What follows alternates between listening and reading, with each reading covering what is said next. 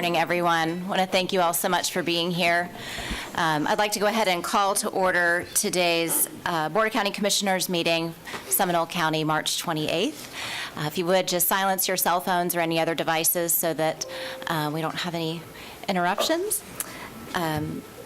Our invocation this morning is going to be led by Brian Morgan from the Office of Organizational Excellence. He works here in the county and has a past life as a pastor. So we're so grateful that he could be here this morning and open us in prayer.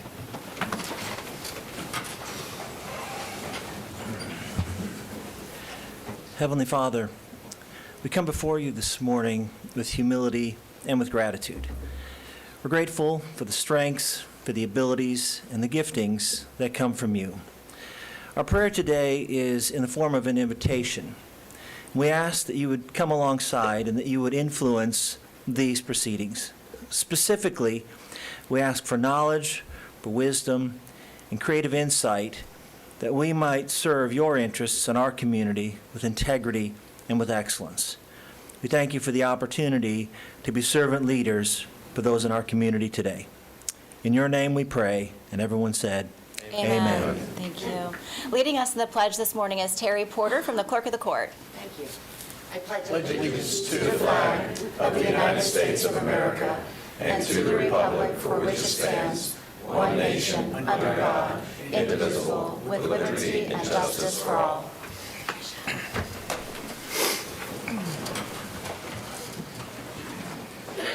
So those of you who are here this morning accepting proclamations, either for yourself or on behalf of an organization, we are going to do things a little differently this morning. So if you've watched this in the past, we're changing it up. We're hoping that it's going to provide a little bit more efficiency. We have many of you this morning who are here to receive some very important proclamations happening for your different organizations and the institutions that you represent, but there are 6, so it's going to take a little time. So here's what we're going to do.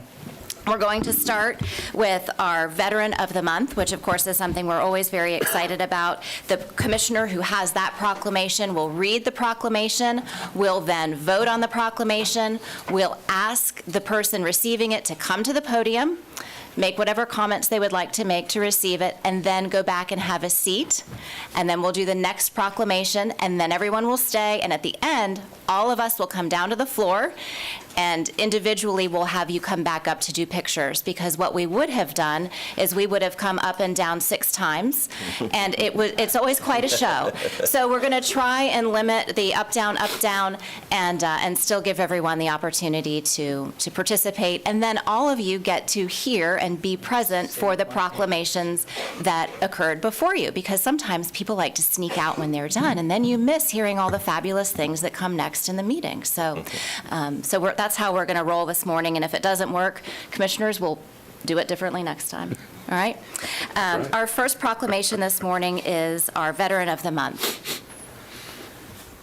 Thank you, Madam Chair. It's with great honor that I will enter this proclamation on behalf of the Board of County Commission, and understanding the men and women that gave the ultimate sacrifice of why we're able to assemble here today and why we have many of the freedoms we have in our country is one of the reasons we read this, and I want each and every one of us to reflect upon that today.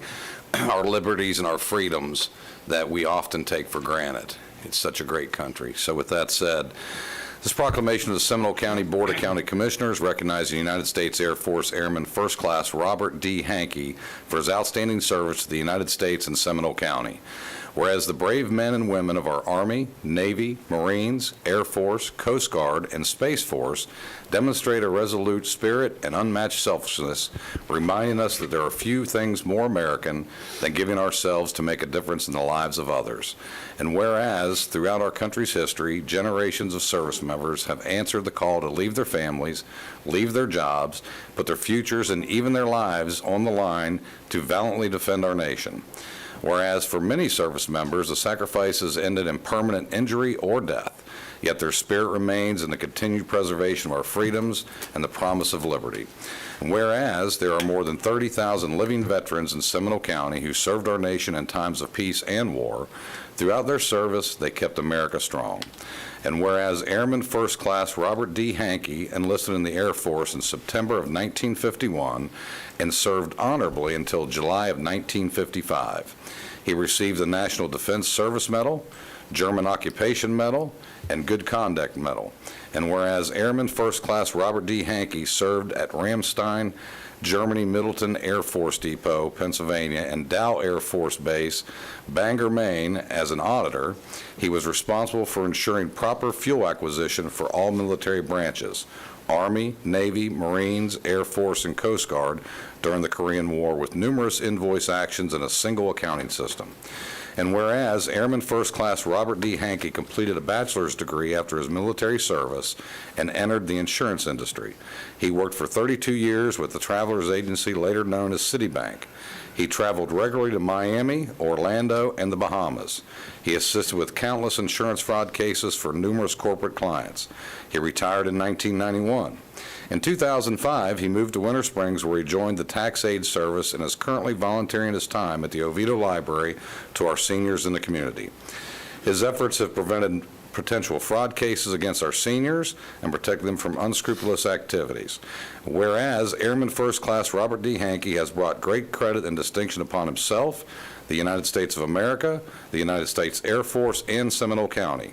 Now therefore be it proclaimed that we, the Board of County Commissioners of Seminole County, Florida, express our gratitude, admiration, and respect for Airman First Class Robert D. Hankey for his outstanding service to the United States Air Force and the residents of Seminole County.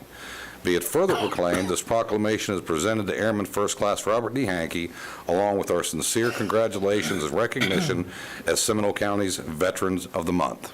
Second. There's a motion and a second. Any discussion? All those in favor say aye. Aye. Motion passes unanimously.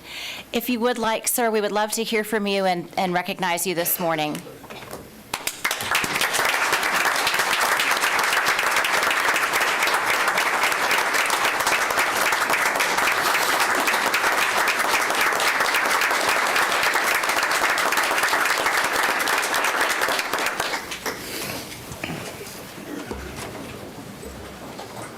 I got retired from Travelers after 32 years of being an auditor and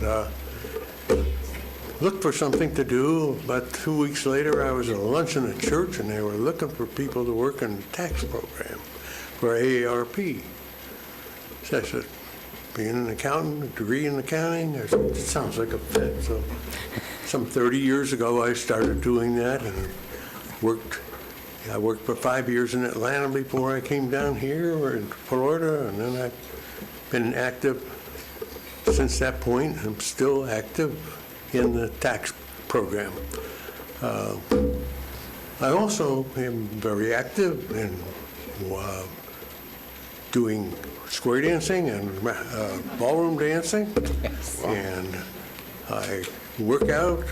Had a heart attack a little over a year and a half ago, had no damage, and they were amazed at 90 that I went through that as easily, and then got the virus and survived that well with no thing. And it's been a pleasure to help people, something I've enjoyed doing, and been doing it, having workouts, and to keep that way. My motto is, use it or lose it. That's wonderful. So, Andrea, I know your mom. Sweet. Thank And you. Eastern Star. Thank you very much. Thank you. Thank you so much. We If appreciate you your would have a service. seat, and we'll take if you want to just have a seat again, we'll take a picture in a little bit. That's it. Thank Great, you. thank you. And I will send her your regards.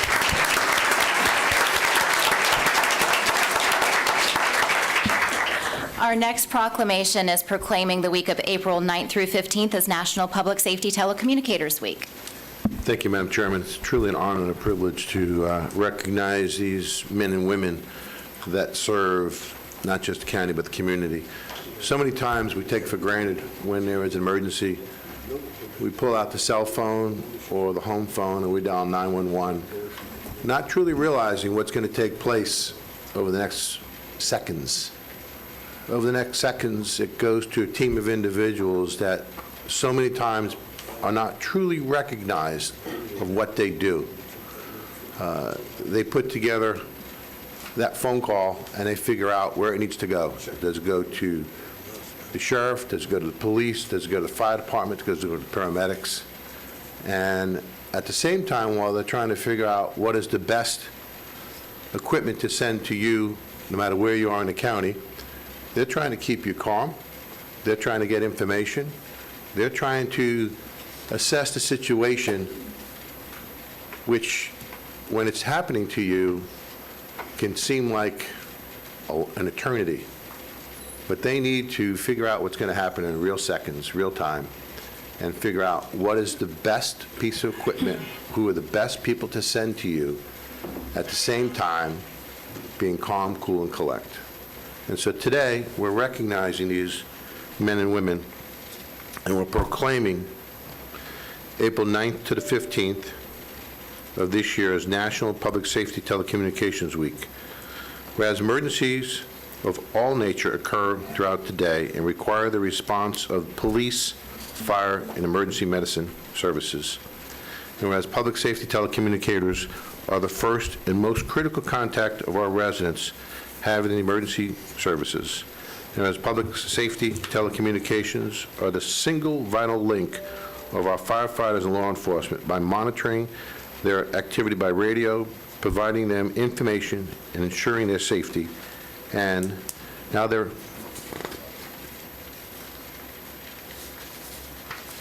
wait a minute. Madam Chair, I'd like to read this over again. I didn't realize it was double-sided, so I actually missed a page or two. So we're going to go to the original proclamation, and I apologize for that. Seminole County Board of County Commissioners proclaiming April 9th to the 15th, 2023 as National Public Safety Telecommunications Week. And whereas emergencies of all natures occur throughout the day, requiring the response of police, fire, emergency medicine, and whereas these emergencies occurred and the prompt response by firefighters and emergency medical services and law enforcement is critical to protection of the life and preservation of property. And whereas the safety of our first responders is dependent upon the quality and accuracy of information obtained from the residents and visitors who telephones the Seminole County 911 Emergency Telecommunications Center. And whereas public safety telecommunicators are the first and most critical contact of our residents having and with emergency services. And whereas public safety telecommunications is a single vital link of our firefighters and law enforcement by monitoring their activity by radio and providing information and ensuring their safety. And whereas public safety telecommunications of Seminole County has contributed substantially to the suppression of fires, and treatment of patients and apprehending of criminals. And whereas telecommunicators have exhibited compassion, understanding, and professionalism during the performance of their job in the past years, now therefore proclaim that the Board of County Commissioners of Seminole County proclaim the week of April 9th through the 15th of 2023 as National Public Safety Telecommunications Week in honor of the men and women who diligently and professionally keep our citizens and residents safe, adopted this 28th day of March 2023. There's a motion. Second. Second by Commissioner Zembauer. Any discussion? All those in favor say aye. Aye. Motion passes unanimously. If we would have the representative from, come on down.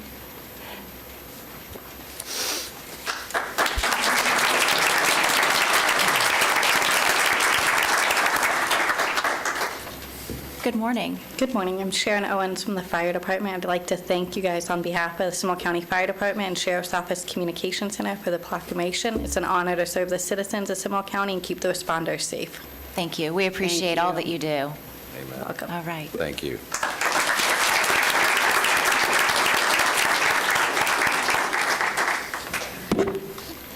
As the lone Episcopalian on the board, it is my honor to move the following proclamation recognizing the 150th anniversary of Holy Cross Episcopal Church in Sanford, Florida. Whereas Holy Cross Episcopal Church is known as the Mother Church in what is now the Diocese of Central Florida, and whereas the Church of the Holy Cross was consecrated in April 1873 on land provided by General Henry Sanford, particularly Gertrude Sanford, and whereas the Church of the Holy Cross, as it was known, was destroyed by a hurricane in 1880, rebuilt and later destroyed by a fire in 1923, and whereas Holy Cross Episcopal Church was rebuilt and is currently located at the corner of Park Avenue and 4th Street in downtown Sanford. And whereas Holy Cross Episcopal Church members founded Grace and Grits, a program intended to feed the hungry, and also the Christian Sharing Center, which offers shelter, food, clothing, and jobs to people in need.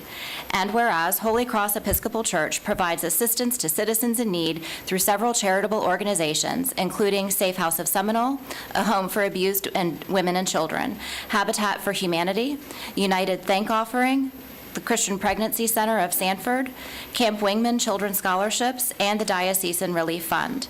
And whereas Holy Cross Episcopal Church looks forward to a bright future that will continue to impact individual lives and share God's love and compassion. Now, therefore, be it resolved that the Board of County Commissioners acknowledge with appreciation the 150 years of service provided to Seminole County by the Holy Cross Episcopal Church and commends their leadership and members for the dedication and commitment to aid in the lives of the citizens in Seminole County. Be it further resolved that this 150th anniversary resolution recognizing Holy Cross Episcopal Church be presented along with our sincerest congratulations and continued support, adopted this 28th day of March 2023. Second. Motion second by Commissioner Delary. Any discussion? All those in favor say aye. Aye. Any opposed? Motion passes unanimously. Father Smith.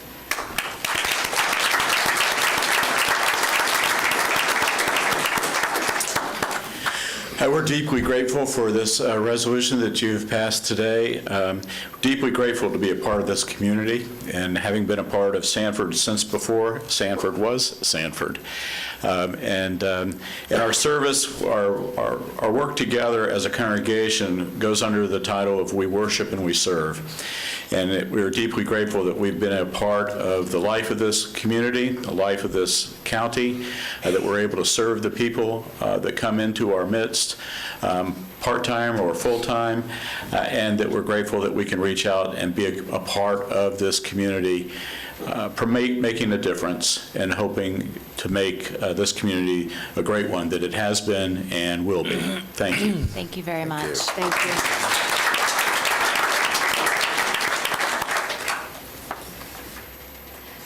Commissioners, our next resolution is something that we have talked about several times and had the opportunity to have students from Seminole High School come and present on this topic, and it's something that's near and dear to all of us.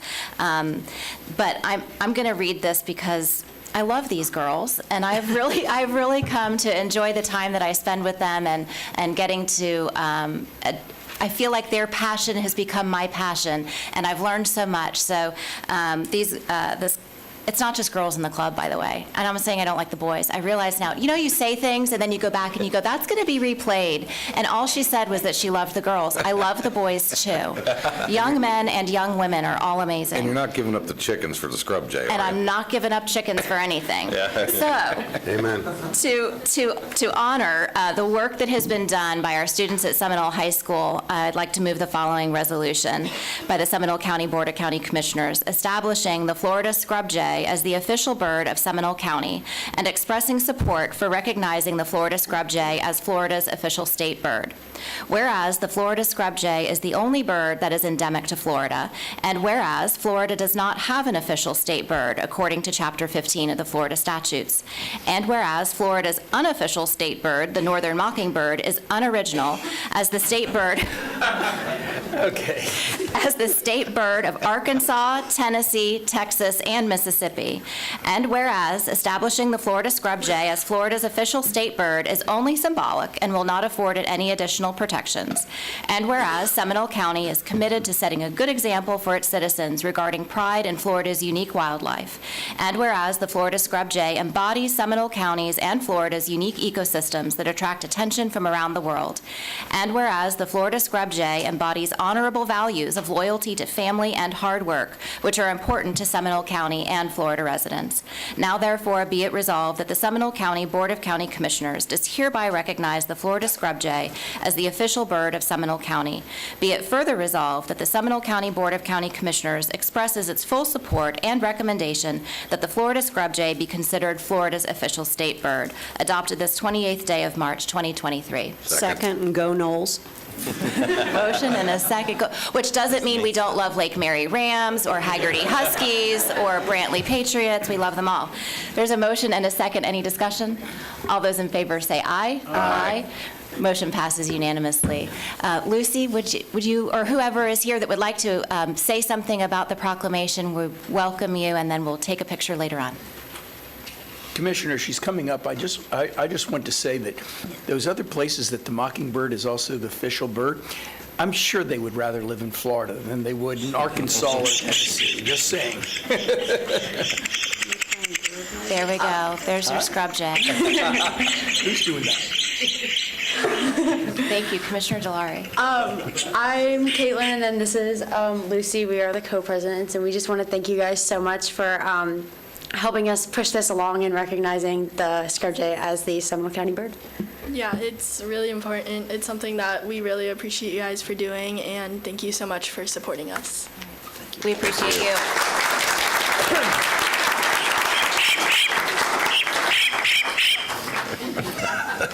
Who knew there would be entertainment? Our next proclamation is proclaiming the month of April as Child Abuse Prevention Month. So as we switch gears, I'm not, for fear of that I may not be able to make it through the proclamation, I'm not going to give a speech before the proclamation, but for those of you that don't know, this hits very close to home for me. Commissioners, I move the following proclamation of the Seminole County Board of County Commissioners proclaiming the month of April 2023 as Child Abuse Prevention Month in Seminole County, Florida. Whereas all children deserve to grow up in a safe and nurturing environment to ensure that they reach their full potential. And whereas safe and healthy childhoods help produce confident and successful adults. And whereas child abuse and neglect often occur when people find themselves in stressful situations without knowing how to access community resources and not knowing how to cope. And whereas child abuse and neglect can be reduced by making sure that every family has the support they need to raise their children in a healthy environment. And whereas no one person can do everything, but every one person can do something, and together we can create change for the better. And whereas Seminole County organizations work together to increase public awareness of the need to ensure the health, safety, and well-being of our children. And whereas each year, Seminole County Board of County Commissioners and the Seminole County Sheriff's Office stand with Kids House of Seminole and Embrace Families proclaiming April and as Child Abuse Prevention Month in Seminole County. And whereas wearing blue or displaying pinwheels in April will serve as a positive reminder that together we can prevent child abuse and keep children safe. Now, therefore, be it resolved by the Board of County Commissioners of Seminole County, Florida, that we do hereby proclaim April 2023 as Child Abuse Prevention Month in Seminole County, adopted this 28th day of March 2023. Second. Motion and a second. Doesn't matter. Second by Commissioner Zembauer. All those in favor say aye. Aye. Any opposed? Motion passes unanimously. And we do have Juliet Kong from Kids House, who apparently we do not have Juliet. Even I can figure that out. If you would introduce yourself, that would be wonderful. Good morning. Sure, absolutely. My name is Patrick Van Dyke. I'm a member of Kids House as well. I'm speaking on behalf of Juliet today. I just want to thank everyone here for this proclamation. I know child abuse can be a very difficult topic to discuss, and I also know it can be almost unfathomable to people that it affects our wonderful community here in Seminole County. But the truth is that it does on a daily basis. And we at Kids House do our part to make sure that we can combat it, shine a light on it, and make sure that, as was mentioned, no child ever feels alone. And the truth is, we don't do this alone. We receive so much support from Sheriff Lima and the entire Seminole County Sheriff's Office, from Embrace Families, from all of our law enforcement agencies, and from our county commissioners. And this proclamation is doing your part to make sure that it is known vigorously that Seminole County recognizes the importance of this month and how important it is to combat child abuse. So thank you all very much. Thank you. We appreciate you.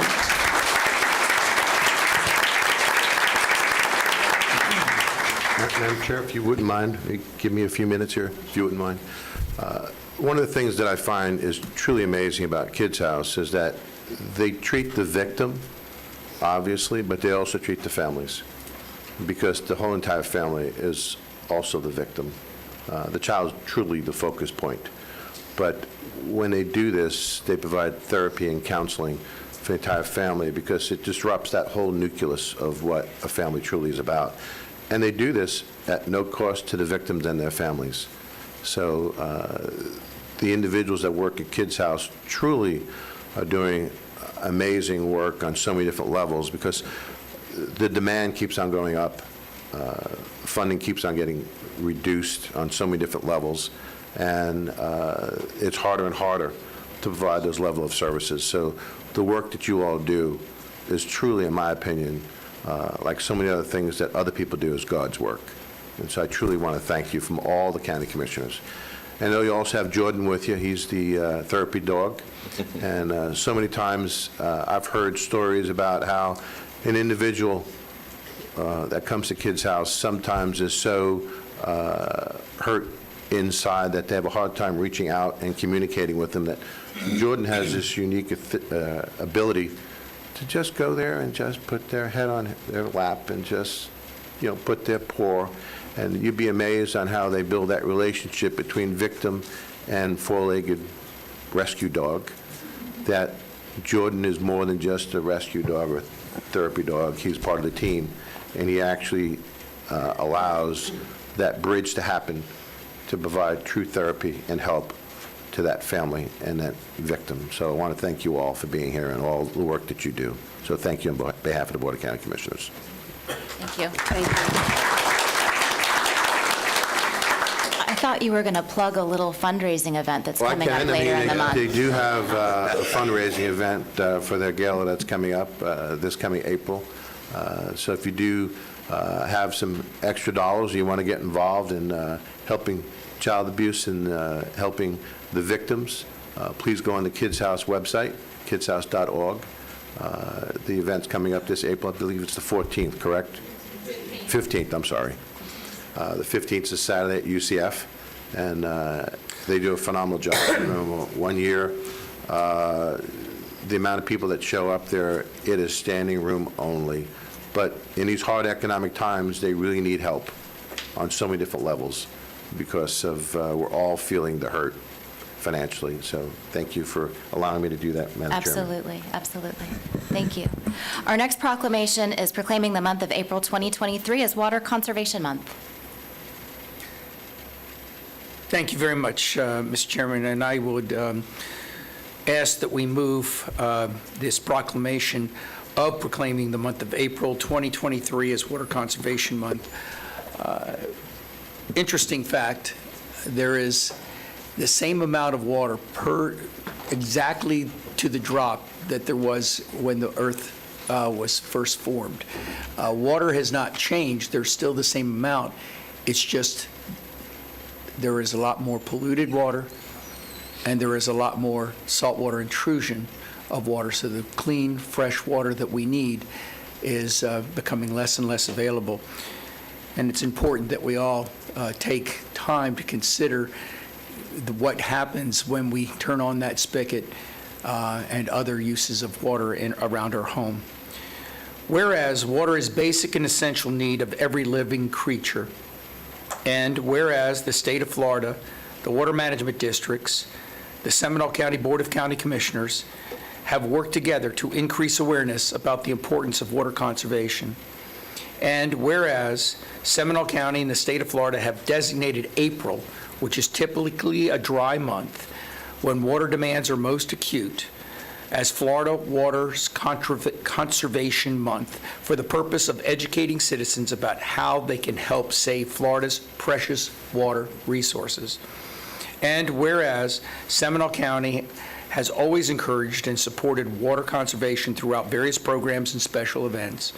And whereas every business, industry, school, and citizen can make a difference when it comes to conserving water to promote a healthy economy and community.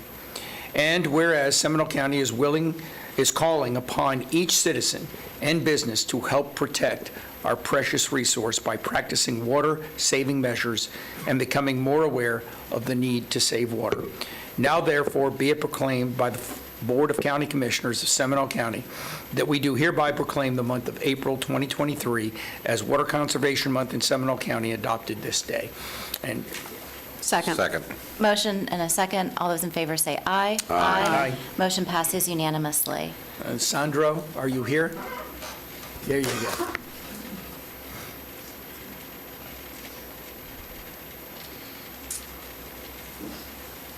Good morning, Commissioners. Good morning, everybody. My name is Sandro Oganovich. I'm the Water Conservation Coordinator. 2023 is the 25th anniversary that April was first established as Water Conservation Month.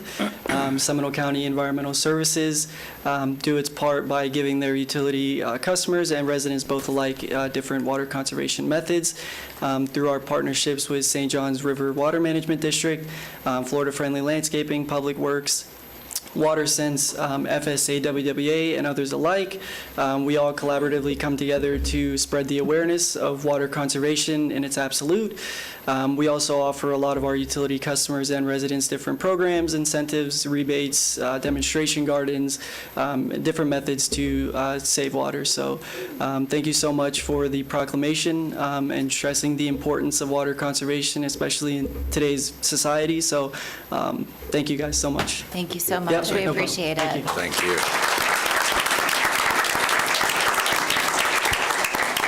I will say, I learned something from Sandro this last week. I was at the vendor fair over at Extension Services, and his team was there doing a presentation, and I'm sure there to actually talk to people who want to do business with the county, but I took the opportunity to talk about an irrigation audit. And what I learned was, and I never really figured this out, we happen to be on a well. Our irrigation is on a well. And to Commissioner Constantine's point, it's all one water. And so whether we're paying for it in a utility bill or it's coming out of the aquifer from a well, it's still important that we keep track of it. So I would invite any other citizens who are on a well and think that maybe you don't know exactly how much water you're pulling out and putting on your yard. We have the opportunity to do irrigation audits for those customers as well. So that's my plug for water conservation. All right, so we're going to go back to our Veteran of the Month. And the board members, if we could all just go down to the front, and we'll have our camera crew put us where we should stand, and then we'll do one at a time. We'll have each of the groups come up and do a photo. And take your proclamation. Got it, all right.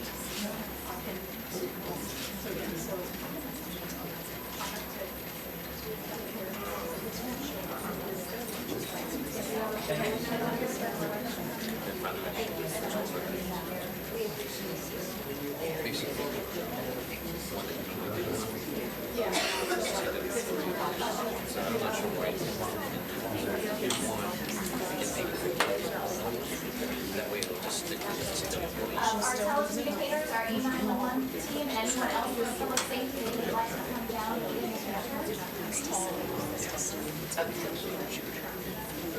Don't be bashful. Yeah, come on down. We did this for time saving efficiency.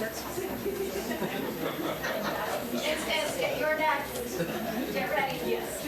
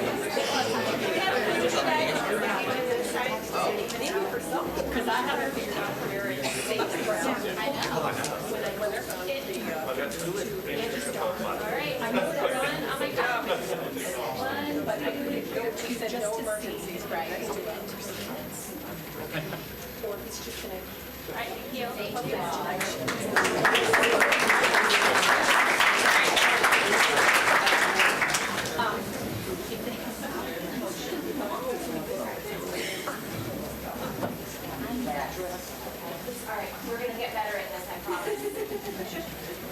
Holy Cross, Father, all of your parishioners familiar? I don't need We're ready. Thank you. Thank you. Why don't you go down? Go down.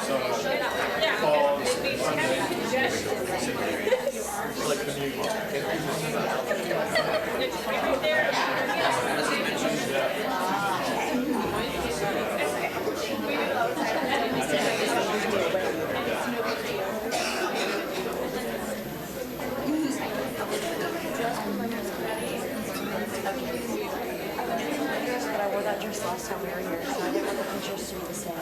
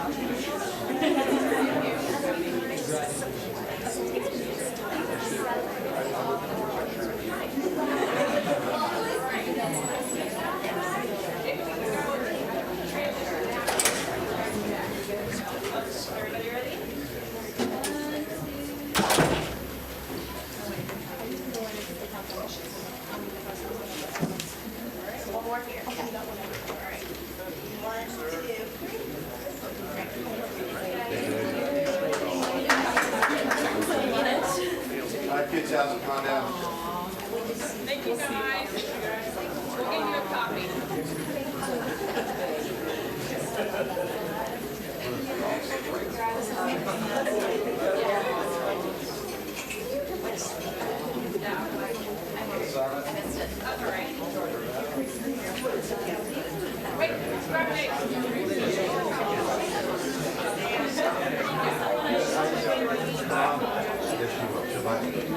Oh, okay.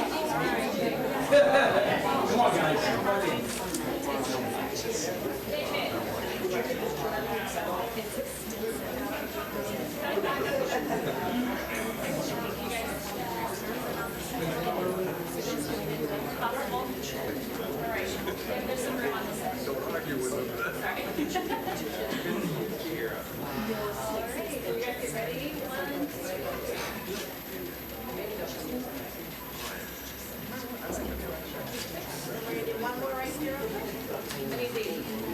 On my count, 1, 2, 3.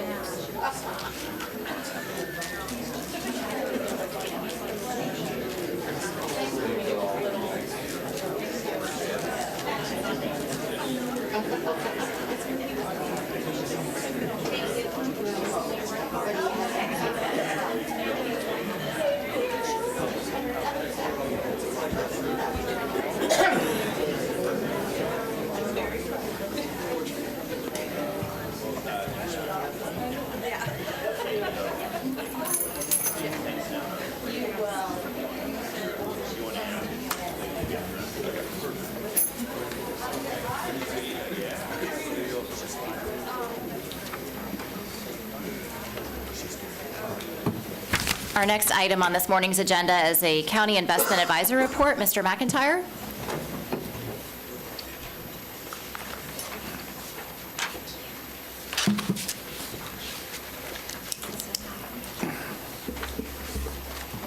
Thank you. Good morning. This is such an upbeat meeting, I kind of feel bad talking about bank failures right off the bat. There we go. Okay, and the last time we met, there was no bank failure issue. At the time, that the expectation was that inflation was going to continue to rise and the Fed was going to continue to raise rates. And then lo and behold, we got another unexpected event, and that was the collapse of Silicon Valley Bank, which frankly I hadn't heard of before. I'm sure a lot of you probably have, but it is the 16th largest bank in the United States. It's considered a regional bank, and I'm going to talk about your community banks here in just a second. But the whole story there was really the idea that deposits can be taken out very, very quickly in this day and age, and information spreads very quickly.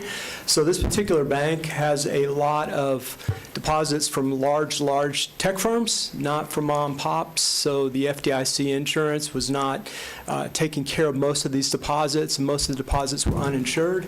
And just to give you an idea of how quickly these deposits left, Roku had about $500 million, and they pulled it with the push of a button. So the money went out of the bank, and in this particular case, they didn't have enough liquidity, and what they had to do was sell part of their $21 billion Treasury portfolio.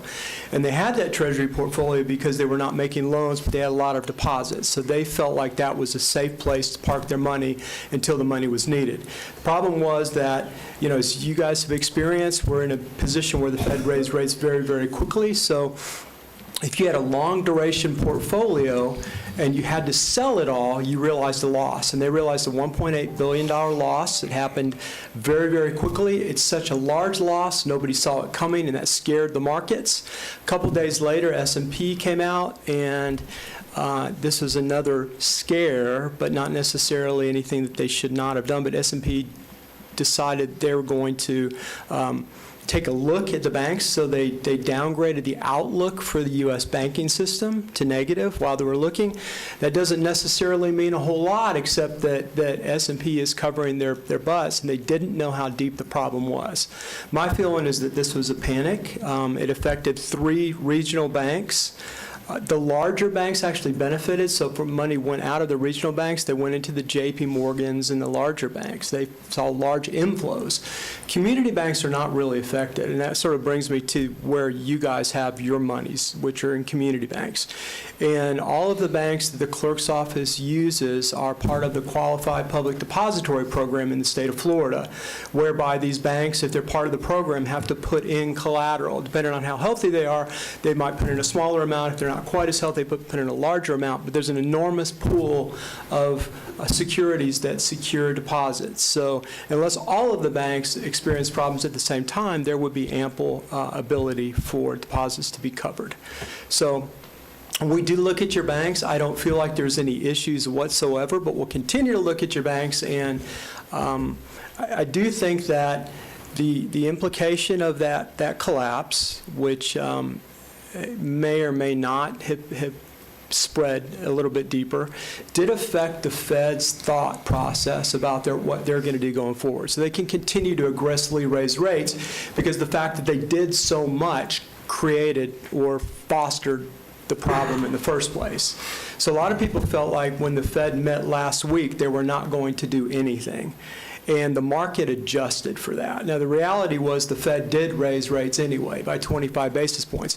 And one of the reasons they did that was because they didn't want to create the impression like S&P did and like that $1.8 billion loss from out of nowhere did, that there was a big problem, because the markets sometimes sniff out panic. And the Fed didn't panic. The Fed moved forward with that 25 basis points. They did, with the words that they used, they did put themselves in position to pause at the next meeting. And next meeting isn't until May, so there's time to see how things shake out. The problem we're in right now is the idea that if this bank issue does not turn out to be a significant bank issue, the Fed could be right back on track to raise rates, because inflation is still a problem. So bond yields actually plunged, and I'll show you in a bit, from the highs to where they to the lows, frankly, and they moved up a little bit since then. The Fed continues to think that whether or not they raise rates one more time, they expect to hold rates where they are, overnight rates, until at least the end of the year. They don't expect to raise rates until 2024. So the market and the Fed are in completely different mindsets right now.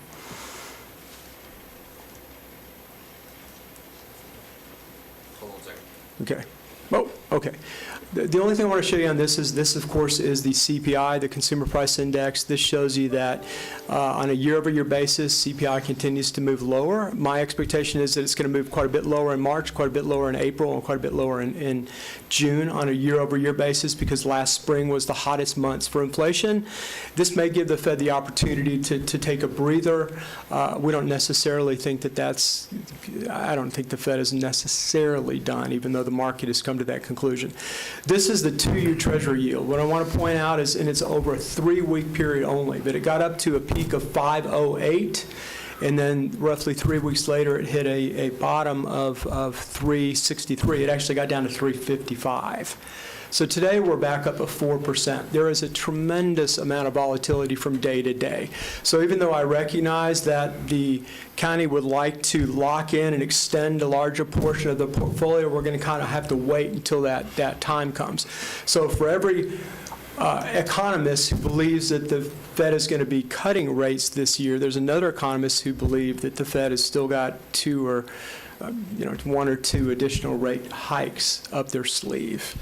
So, we're not going to lock in at the bottom. We're going to wait for an opportunity if we can get it. The county has done a lot of investing over the course of the last 3 months, so there's a fair amount now locked up longer, and our plan is to get more of that locked up longer, but we're going to try to pick our spots as best we can. These are I know this is hard. This will be hard for the audience to see, but you guys might be able to see it on your screen. The only thing I want to point out is that these are 2 points in time, and these are the market's pricing, market's expectations.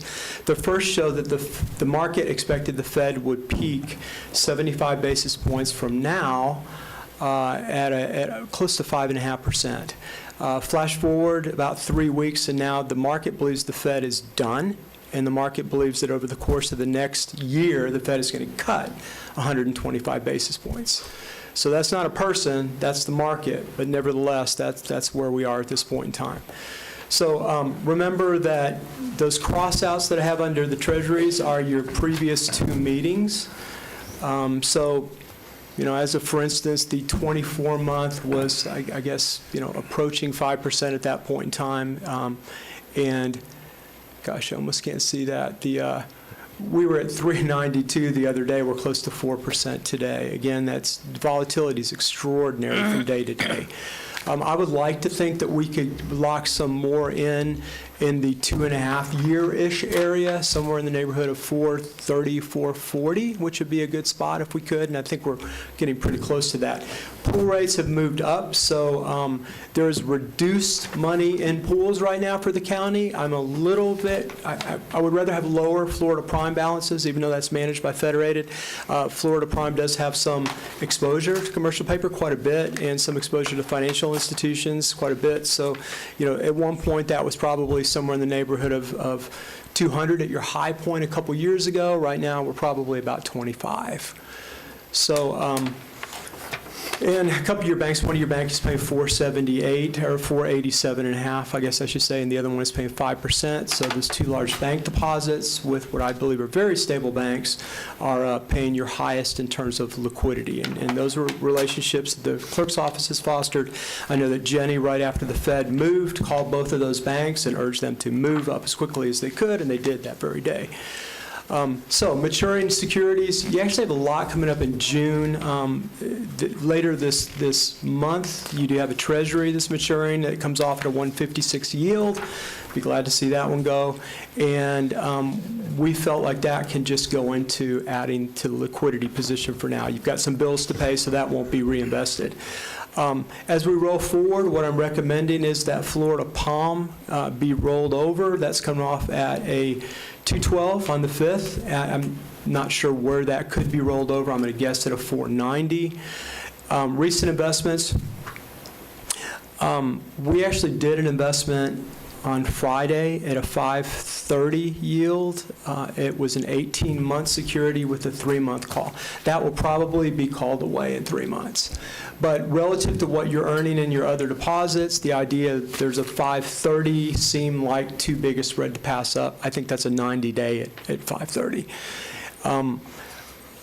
I'm not recommending any other purchases at these levels, although I can tell you that we're quite a bit higher than we were when we had our meeting on Thursday.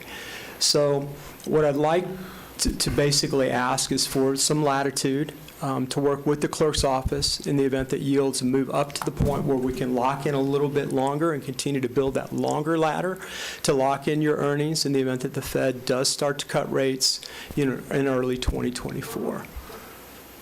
Commissioner Zembauer.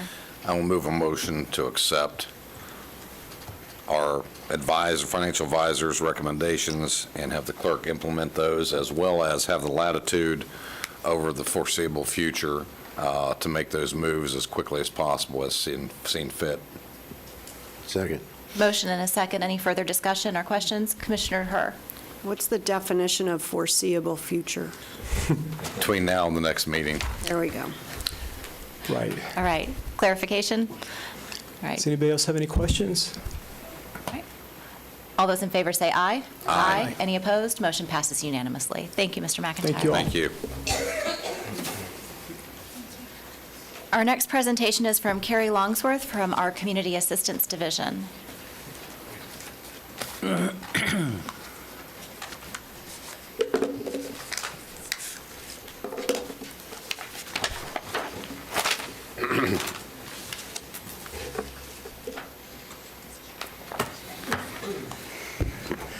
Good morning, Commissioners. Carrie Longsworth, Community Assistance Division Manager.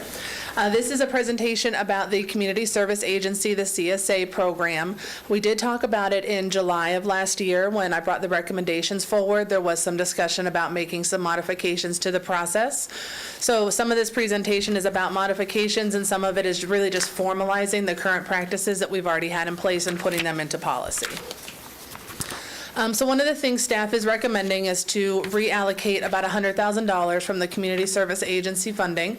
Currently, there's $842,000 in the pot. Pulling that aside and making that a renewable homeless program funding, we do have other contracts that receive renewable funding and they do not have to compete for it. So this would put the shelters along the lines with those. We'd look at assisting the 3 local shelters, the Rescue Outreach Mission, Safe House of Seminole, and Recovery House. And then the allocation would be based on the number of beds they have in the community. So the Rescue Outreach Mission is the only general population shelter we have. They have 64% of the beds in the community, so they would get the lion's share of the funding. Safe House of Seminole is our domestic violence shelter, 29% of the beds in the community, and Recovery House, although it has more beds, only 7% are considered emergency shelter beds. The other beds are for their substance use program. So we would are recommending to break those funding out that way, and so the agencies do not have to compete for those funds on an annual basis. We did update definitions. Right now we have it broken into essential and supportive services. The definition itself stayed the same. What we are adding is examples of what is considered essential and what is considered supportive, so that it's a clear definition for the agencies so that they are not making that determination on their own.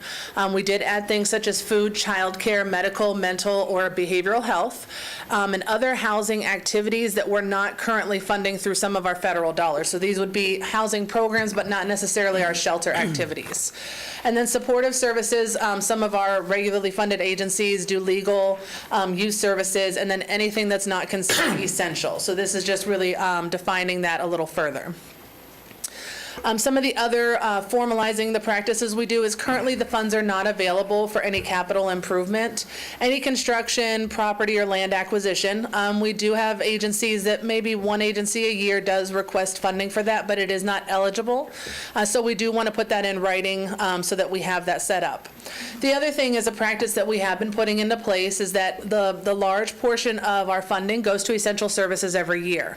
So what we do is we want to put that formally is that no less than 2/3 of the $842,000 will be allocated towards our essential services. One of the things that we do want to add is we want to add that homeless shelters, if this model is approved, is that our homeless shelters and our rapid rehousing projects are not eligible to apply for CSA funds because they've been pulled out separately. As far as the homeless shelters and our rapid rehousing projects, we fund explicitly with federal dollars, and we would continue to do so. We did add in an accountability section. We do have a few agencies that come every year, and some agencies don't expend their funds fully. We have added some language into our contracts this year that if by the 6-month mark they have not spent 40% of their funds, they can be eligible for us to reallocate them to an agency that does need the dollars and is spending. But this is specifically towards their application time. So this is saying that we do need them to fully and completely expend the funds on eligible services. And then if we do have to recapture funds anytime within the 24 months prior to the application, that it can impact our ability to fund them. It may be lessen the amount that we would traditionally fund them if they leave money on the table, or if it's a continual basis and we're seeing there's not a need, they may not be funded the following year. Something that we are looking to add is to put a maximum cap of what agencies can request as far as funding. We do have 2 agencies that take a large portion of the dollars that are set aside, and so we're looking at putting a maximum cap of $100,000 to be awarded or requested per agency.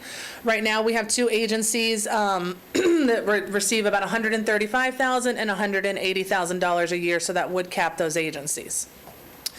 The other thing we're looking at doing is, again, formalizing some current practices. We have administrative services. They are not an eligible expense. That's always been the way with the program, but there is a bit of a definition difference between the county and nonprofits, what is considered an administrative expense. And so we did go ahead and define it and clearly put that in there so that, for example, my salary as a director of a program would not be eligible with CSA dollars. It would be the direct program staff. So if a case manager was out there or someone providing a direct service, they can fund that salary, but not a management salary. Also, again, formalizing a current practice, we are having that late applications will not be accepted, no exceptions. And we are adding an appeal process to the application. So this is something new that we've not had before. Traditionally, what happens is there is a review committee. They score the applications. Those scores do come to me, and I work with my team to determine funding allocations. We then let the director know what our funding allocations are, and it comes to the board agenda for you all to look at and approve. If an agency is not funded, this gives them a formal option to send an appeal in writing directly to the director of the department so that she can review it and make a determination. What we are requesting is that late applications for non-eligible services, or an incomplete application are ineligible to appeal. What we've gone through in the packets that you received is that we did update the policy. We updated our notice of funding availability, the application, and the score sheet to reflect these overall changes. And there are obviously some minor tweaks to the application itself, just to kind of streamline the process and make it a little more clear for the agency. So all that's been included in your packet. I did brief with all 5 commissioners, and there was a lot of great feedback that was provided. And so I didn't want to incorporate any one specific feedback without, having it open for discussion for all the commissioners. So I did the slides that were added probably Friday afternoon, or after all the briefings were concluded. And so these are some of the feedback that I received. There was feedback to, instead of the $842,000, to increase the budget to $1 million, which is a $158,000 increase, to kind of pull mental and behavioral health, since it is kind of a hot topic right now and there's a lot of need, pull that out as a separate category, and so it would be essential, supportive, and a mental and behavioral health. Instead of the $100,000 cap for agencies, increase that cap to $150,000 to alleviate some of the shortfall that our larger agencies that receive the funding would have to take on. There was a suggestion that agencies, once the director provides a decision, that they are not able to appeal any further than that her decision would be the final decision. Number 5, every 3 years, our office does a community needs assessment for our community services block grant dollars. This would be taking that community needs assessment, seeing what the top 5 needs are, and that would be the driving force of what's considered an essential service. Instead of staff arbitrarily saying it's food, it's medical, this would be actually what the community says are the top needs. And then everything else that doesn't fall into that would be supportive services. Updating the actual appeal process to remove ineligible services and incomplete applications, applications can be appealed if they were denied for those reasons. That was kind of more of a subjective or debatable reason for a denial, so that they can still appeal. And then broaden the process so that it's not just the director that makes a final determination, but the director has a committee of sorts from maybe other departments that are impartial that can be able to make a determination if an appeal is filed. Adding substance use as an essential service category. Adding additional accountability measures where it's not just based on the funding spent, but also the actual performance measures of did they meet the outcomes that they set out to meet. Not to adjust the shelter funding, to keep that actually in the CSA process so as not to limit the shelter's ability to apply for this funding or to limit the amount that they can receive. To be a little more clear and add a definition of food. So what we did go ahead is add in, typically our agencies that were receiving funding from us are for food pantries, and Meals on Wheels does prepared meals for seniors. So really kind of just defining that definition to those 2 categories, making sure that it's not for an agency to purchase any grocery gift cards, any restaurant gift cards, or any equipment to store or prepare food. On section 3.2, accountability of the CSA policy, it was to remove letter E, which talks about full and complete expenditure of funding. And then to look at letter F below it, to kind of update it to say a similar thing but a little different, basically that if funds are recaptured within the last 24 months, it can be a consideration for future funding. So staff is requesting approval of all recommended staff changes. Any future updates that are made to the actual application or score sheet, to also have that be approved by the department director and not have to come back to the BCC for approval. Obviously, if we make any policy changes, we would bring that back for board approval. But I'm requesting direction too on something else in this process, but I did want to open it up for the commissioner feedback and see where everyone kind of sits to see if those would like to be adopted as well. Okay. Before we go to commissioners' questions, I would just want to make sure that we have clarification from the county manager. What you're wanting from us this morning is feedback on the presentation. You'll take that back and then bring this back to us as an item at a future date. Is that correct? Yes. Yes.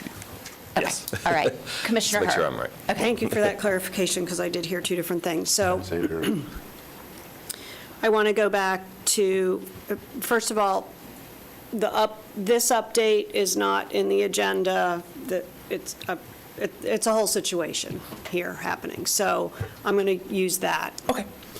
The feedback for homeless, somewhere around item number 7, it starts with my feedback, I'll own it. I'm the accountability person, all of that. But the feedback with regard to not taking the homeless shelters out was, if that was mine, it wasn't captured accurately. The challenge that I'm having is that we can pull it out, but what wasn't mentioned is that it was cut in half. So it's currently funding to the tune of about $200,000, and we pulled it out, and I may not have those numbers correct, but we pulled it out and cut it in half. So I'm okay with pulling it out, but the funding level that we've historically given needs to be taken into account and not arbitrarily cut, which impacts Kids House, et cetera. So there was that piece of it. I think I think substance abuse was overlooked.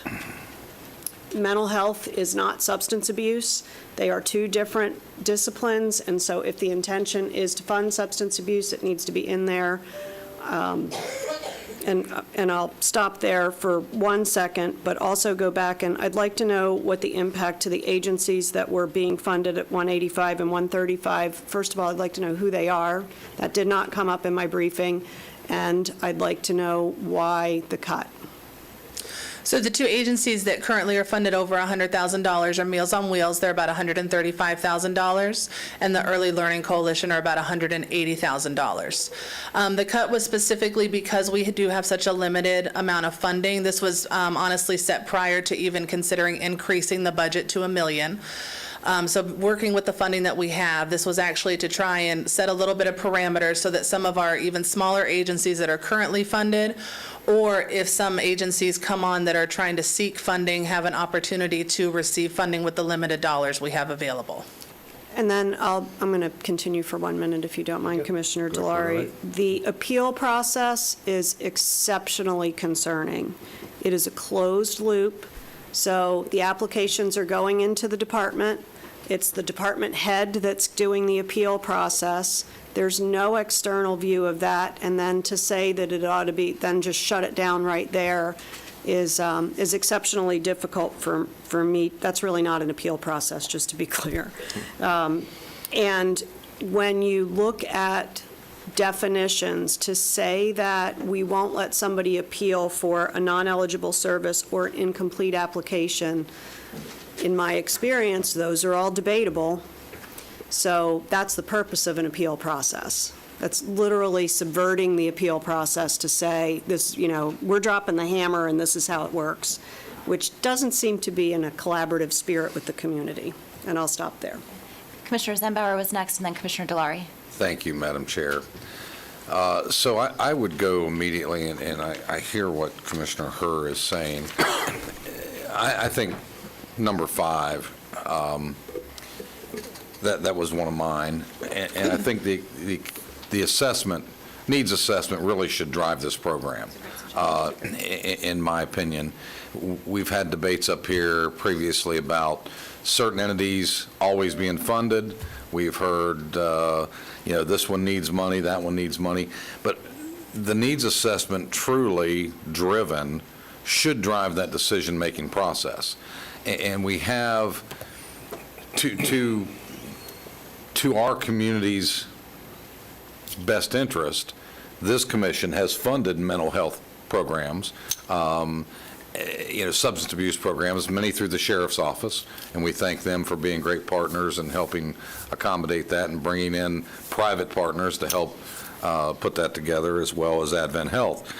So really the assessment, the needs assessment really should be driving this on who needs the money, and then who's been performing those needs in the best interest of this community, which should take that discussion from a political standpoint out of our 5 individual hands and really truly drive on supportable evidence of who's doing the work and who needs the money. So I'm fine, Mr. County Manager, with what your staff has put together. I think it needs to be polished up a little bit. And I think if we're under mandate for a needs assessment anyway, if we bring that into the process, and we also have this, I'm not sure how we're going to, with a dual diagnosis. I mean, many of these things, mental health, and substance abuse overlap. So you can't hang just one on one and one over here. Many of these are running simultaneously in the same scenario. So I have to rely upon the experts, you folks in community services, as well as our partners at the Sheriff's Department, our private partners, to help. Where is that best served? Which entity best serves the overall needs based on the needs assessment? I think at the end of the day, that really should drive the program. Commissioner Delary. Thank you, Madam Chair. All really good comments. When this was first set up, even before this was set up, it used to be that entities would come into the chamber and they would give us their presentation. Remember this, Commissioner Locke? Horrifying. I know, I'm just going back. Because every organization had a tearjerker, like, how could you say no? The reason I'm bringing this up, because history is very important, and just give me a latitude for a little bit. Go for it. I'm chiming in. I know you are, and I appreciate that. It used to be the organization used to come here, and they were given time to do a presentation, and everyone was the most important. Everyone had a story that was so compelling that it was very difficult. And then it was up to the commission at that time to pick, unfortunately, the winners and the losers. And then it was determined at that point to try to make it non-political, that we would actually have a method, as Commissioner Zimbow was talking about, to make it non-political. And I think that's what staff's done. I think staff's done a phenomenal job, and it needs to stay non-political. And I think that's what I'm hearing here today. And that's where the needs assessment comes into play, so that we are not looking at individuals from a political standpoint and truly what is the need from the community. I want to make sure that we keep it that way. I think that's what I'm hearing here today. Hearing the feedback from the commissioners 1 through 12, I've just seen this recently, as of yesterday. It's difficult for me to figure out what removing E would do, removing F would do. So I'd like to have more information about that, how that's going to play out. But, you know, just hearing us cutting Meals on Wheels, I think it's amazing how we can actually cut the elderly's food. I'm not going to be involved in that, and I'm not going to have any part of that, to be honest with you. That's just how I feel about it. There's got to be a way of trying to figure that out, because that's a whole nother story. But I think the needs assessment needs to drive what this dollars go to. Increasing it, I think it's appropriate to increase the overall budget, because cost has gone up over the past couple of years, several years, as we all know.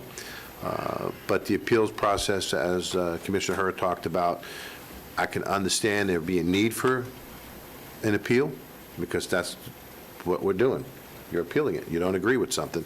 But there also should be defining points of what's non-appealable. If you missed the deadline, Agreed.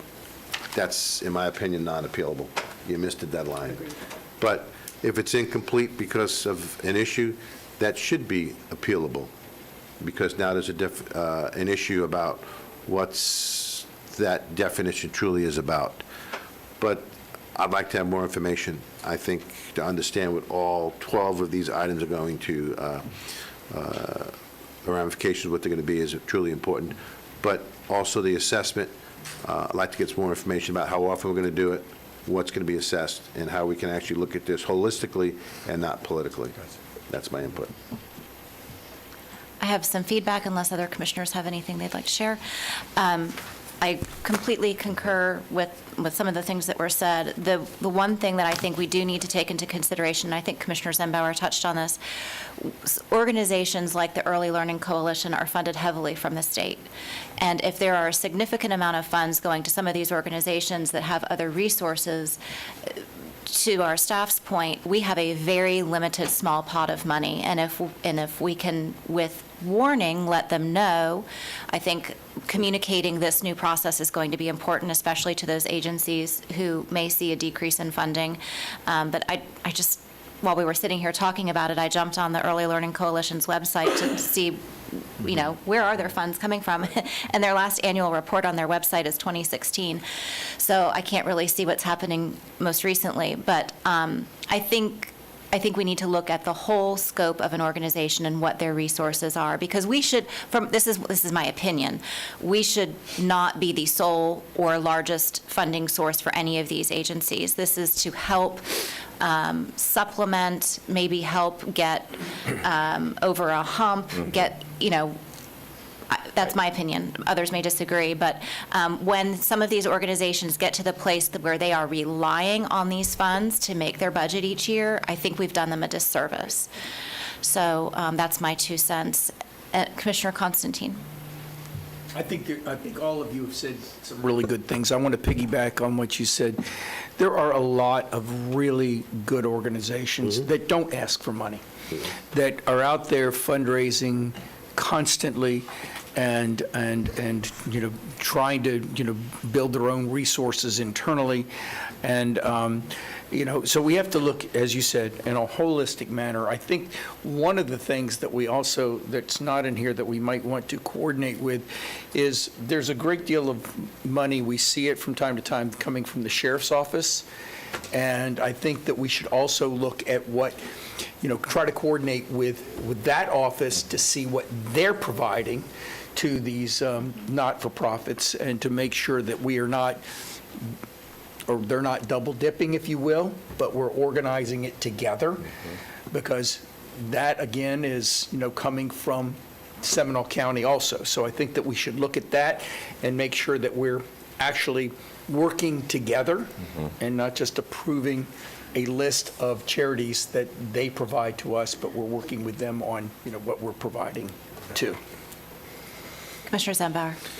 Just to follow up with the county manager, I think what I'm hearing, I think all of us are pretty much just about saying the same thing.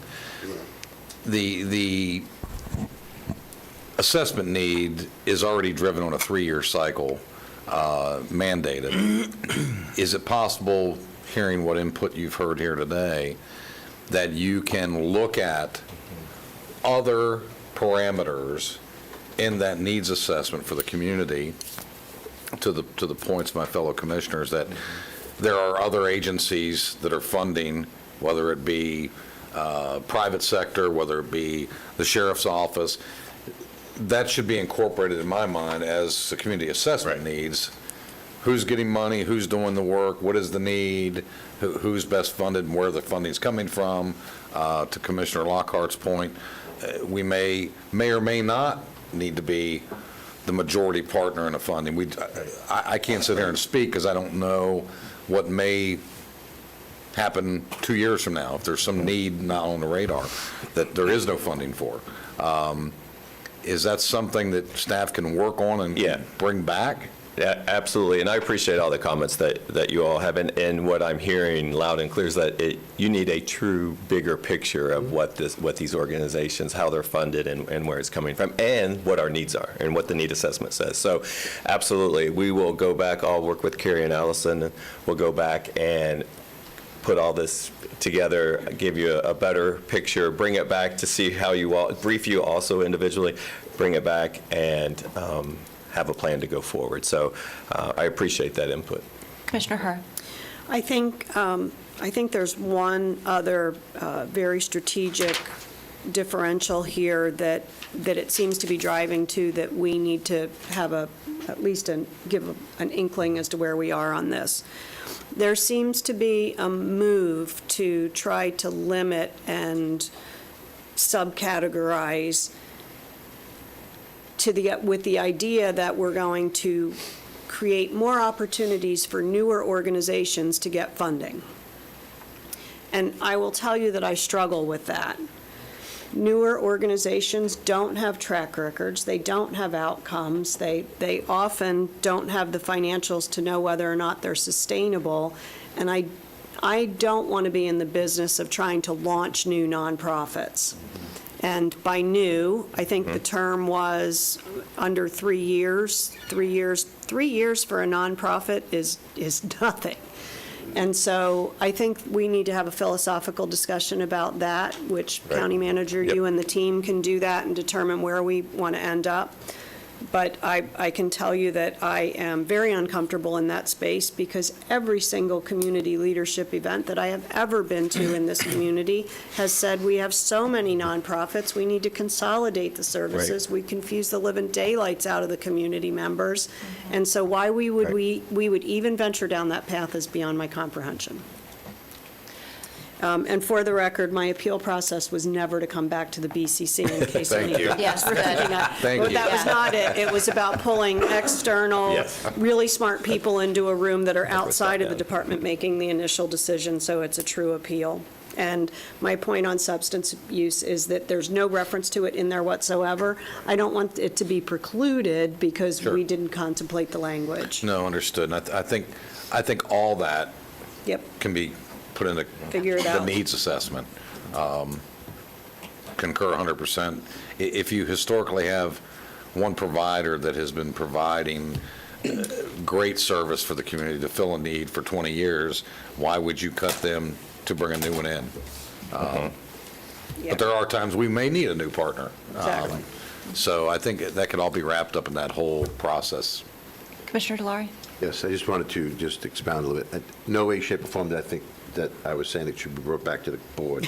What I was saying was that we did that years ago, and that's one thing I want to make sure we don't do again. Because I remember seeing people present to the board for hours.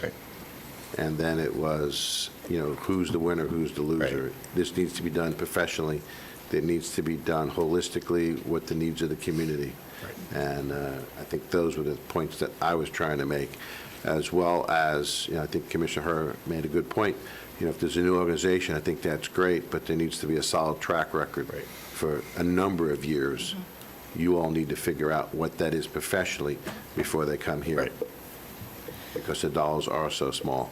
And both the feds and the state are cutting funding, and they're cutting it every year. I mean, I was just talking to Juliet Kong at Kids House. The state cut their funding $15,000 last year. They're going to cut it again next year, and they're going to cut some more. And so everyone's being weaned off of what federal and state money is, and they're looking for other dollars. So to that point, I think it would be helpful as a part of the process to, and maybe you already do this and I just don't know, so forgive me, to ask the organizations as a part of the application process what their other funding sources are. I jumped up because that would be good for us to know. If there is a history of decreasing funds, I will tell you though, I did go ahead, I found and if anyone is here with the Early Learning Coalition, I'm not beating up on you, your name was mentioned and so I looked it up. So in 2016, their total revenue was $16.6 million. $15.9 million of that came from state school readiness funds and voluntary pre-K education funds from the state of Florida. Their local revenue, other local revenue, we were a part of their $560,000 of other local revenue. So we're a drop in their bucket, which doesn't mean that they're not spending the dollars wisely or they don't deserve the dollars, but that should be a part of the overall picture as we choose where the funds are going, since ours are so limited. So. Point taken. Yeah, Commissioner Zembauer, and then we'll do number 9, and then we will take a brief break. Great. Thank you, Madam Chair. Just a quick question. Staff is asking for approval of the staff changes. I want to know from you. Yes. We understand we're not doing that today. Yes, input. What is a time certain you believe to get back to us with cleanup of the comments and so we can get some staff approvals for what they want in this based on what they've heard here today? All right, no, and just to clarify, yes, it's the input that you all have that so we can clean it up, if you will. Carrie, 30 days, is that? Or We absolutely can clean this up in 30 days. My only question is, the needs assessment that we have currently is pre-COVID needs assessment. We will be completing a needs assessment this year. I don't know if that is prudent then to continue with the current process we've had in place for this year, and when we have the new needs assessment, implement those categories and needs in the next funding cycle. So my expectation would be, you're talking about the statutorily required needs assessment, correct? Yes. I think what I'm advocating for is that and then some to be done by our staff to determine really what those needs are specific to this county. I think that's going to take a little longer time. Yeah, more that, let me get with staff, and then I will provide an update back to the board at our next meeting on when you can expect that to come back in front of you. Thank you very much. And then just the last thing, Commissioners, and this is just food for thought since we're going to bring this back, is there was some discussion last time about term limits versus not term limits. So I just want to put that out there. I know there was a split thought on it, just something that we'll be looking at as well, and requesting direction on from you when we bring this back. Thank you. We really appreciate your presentation, and as always, you all do a great job. Fantastic work. Appreciate you. Our item number 9 on the agenda is a presentation regarding House Bill 7049, which gives us an opportunity to collaborate on website advertising. Yes, it is. Good morning. Melanie Kuntz, Assistant County Manager. I don't know how to use this, so is it just blue ones? Okay. At the June 24th board meeting, the board directed staff to bring back an update, and I said we could get it in 60 days, and today's the day, so we're going to give you a little update. The items to be discussed to the right. Aha, there we are. The Florida statutes related to public notices, the estimated costs that we were able to collect, options, and recommendations. House Bill 749 created Florida Statute 50.0311, which talks about print ads as well as electronic ads, but today we're going to focus solely on the electronic portion, as well as in 50.041 is the proof of publication requirement. And I know you can't read this, but hopefully you can see it online. The first bullet is number 1 is just a definition of what a governmental agency is, which is city, county, or a school board. The second one just defines what a publicly accessible website is. 3 is an important one. It indicates that in order for a county, city, or school board to use this statute and go use electronic public notices, you have to conduct a cost analysis, and the cost must be less than a print ad. Number 4 doesn't really relate to us. This is for smaller counties. Neither does 5. Number 6 is an important one. This requires that if you do go electronic, you have a place on your web page that allows residents and property owners to register for a copy of the public notices, either through electronic, through email, or through first-class mail. And we're not sure how that would work exactly, but I'll give you a little information on that. 7 just says you have to predominantly place the public ad notice on the front page of the website. And 7 indicates 7B is for the cities to do the same. 8 is you can publish them on SGTV. And 9 just says you have to, if you do go this way, you have to do your purchasing ads online. And I think we already do things online for purchasing, so that's covered. Okay, so let's get into the actual discussion. The other thing, the public notices. So currently we use, as you know, the Orlando Sentinel, and they provide us a printed copy of the proof of publication, which we give to the clerk. Should we go electronic, and we do it on our side, we would have to then create the notice and give it to them. Seems a little strange to me. But I'll share with you how some of the other counties do it. We did meet with, Tricia helped me reach out to the cities, and we reached out to the school board to request 3 years of their cost for advertisements. Some provided us 3 years, some provided us an average of 3 years, and some provided us just last year's. So these are the costs that are shown. 2 of the cities, one was Castleberry, and then there was another one. And Castleberry, I've noticed, put the little asterisk there, because they, a third of the cost of their print ads is recaptured from the developer when they put something in the paper. And then we had 2 cities that said they don't have much of an interest in doing that, and that would be Altamont and Lake Mary. So then I'll get into this. So those are the costs just for the print ad. So now we can get into the estimated staff time. Whether we put an ad in the paper or online, it has to be created.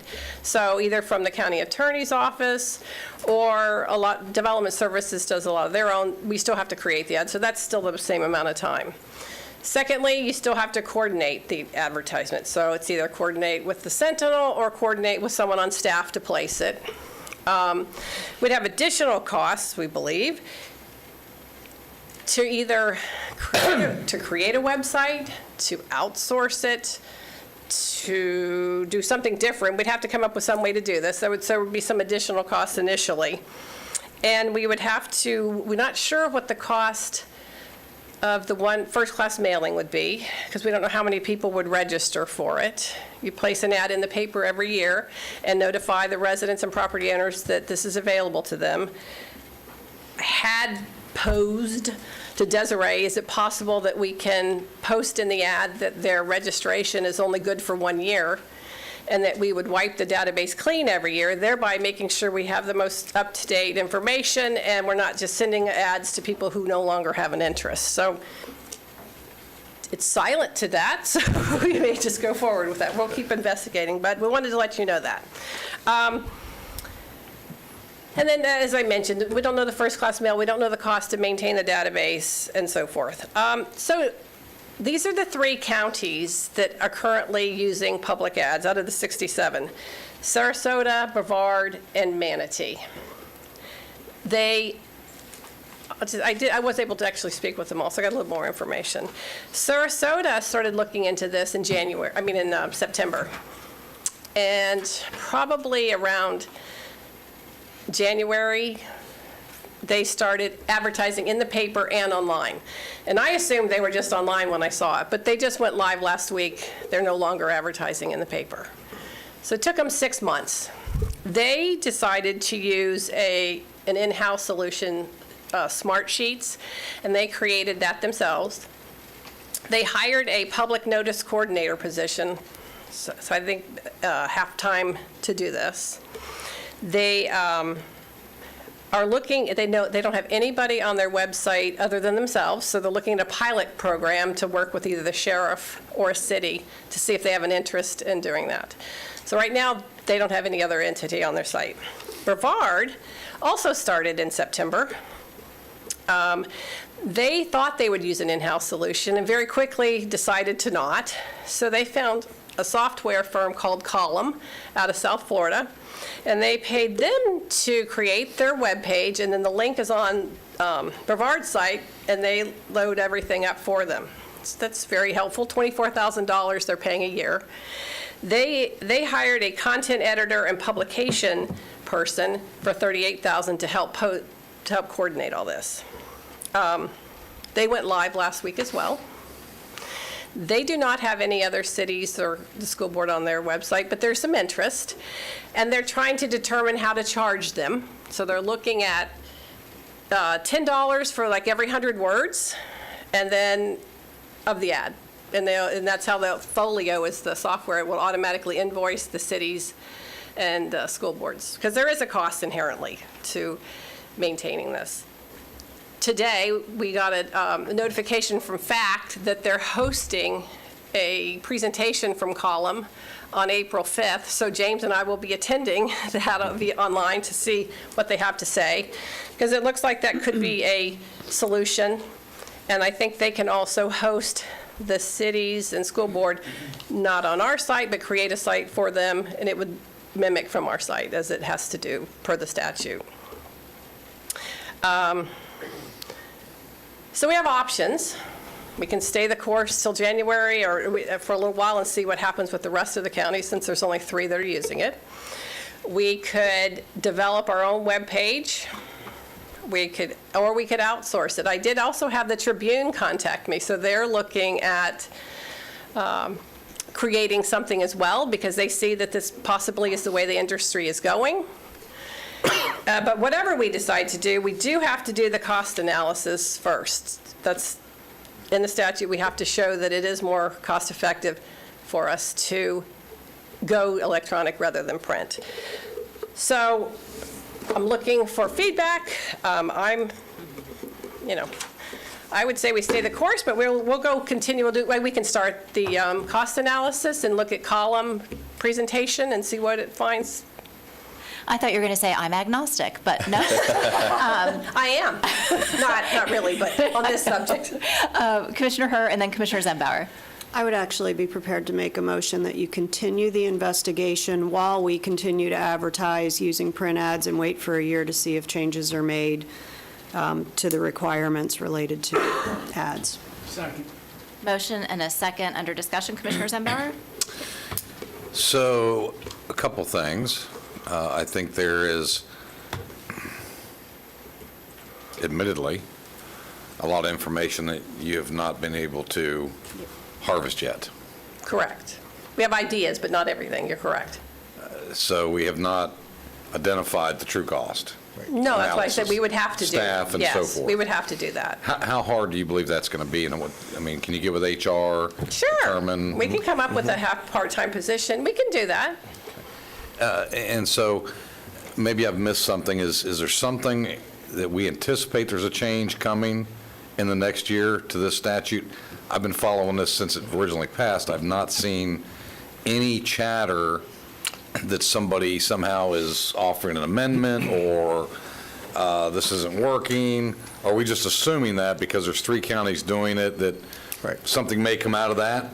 And I'm thinking, just if you will, and this was a discussion at FAC over a couple weeks ago up in Tallahassee, especially with the managers Tricia and I were talking with as well. They're seeing how this year goes with these 3 counties that are doing it to see if there is even a need to tweak it. So all eyes are on those 3 right now that are actually utilizing this electronic public noticing. So to answer your question, it's an unknown, right? So if there's any possible tweaks or not. Okay, great. Commissioner Constantine? Thank you. Thank you. And in addition, key thing that Melanie pointed out that may have been overlooked is the industry itself is seeing this coming on as a change, and they are reacting to it. So I think that is another reason to step back, continue to investigate.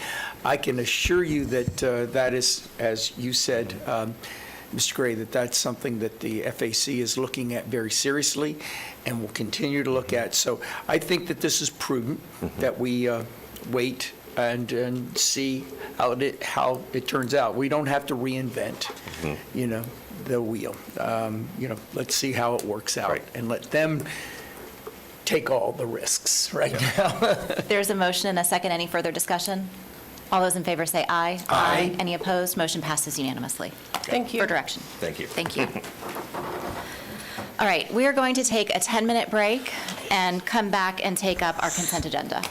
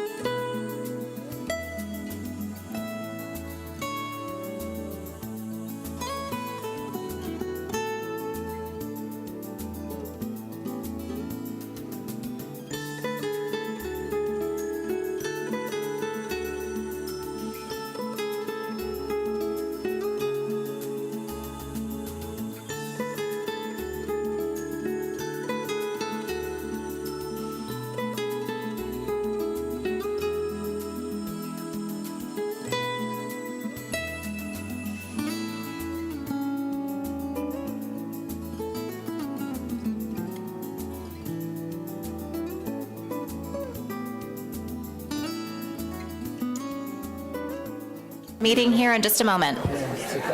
No, she's been with me 13 years.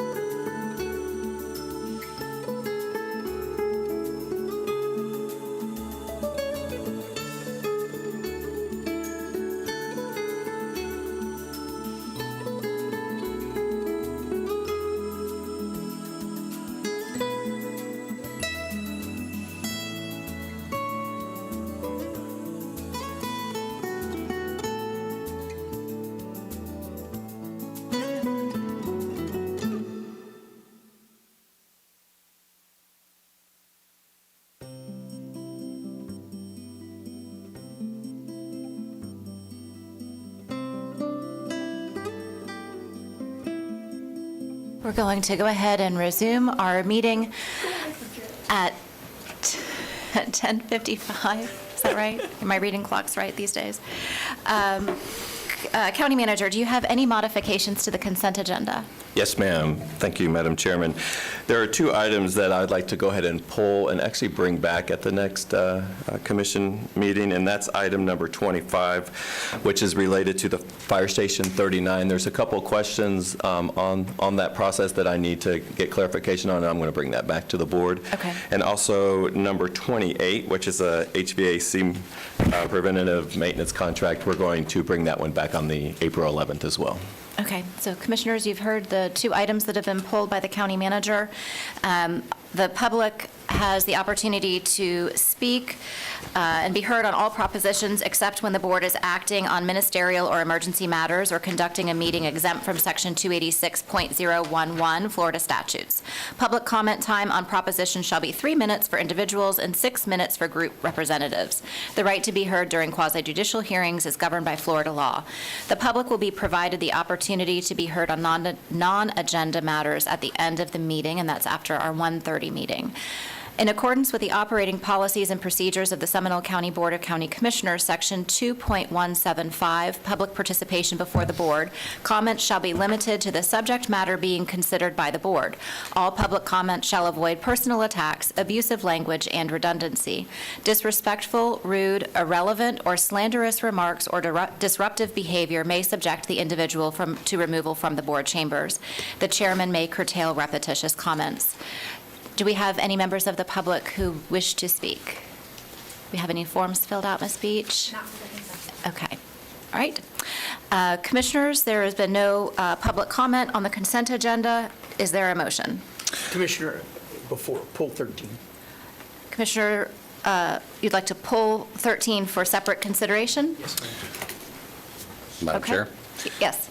Move motion to approve consent item agendas 10 through 25, less 13 for discussion, 26 and 27, item 29, and constitutional officers 30, 31, and 32.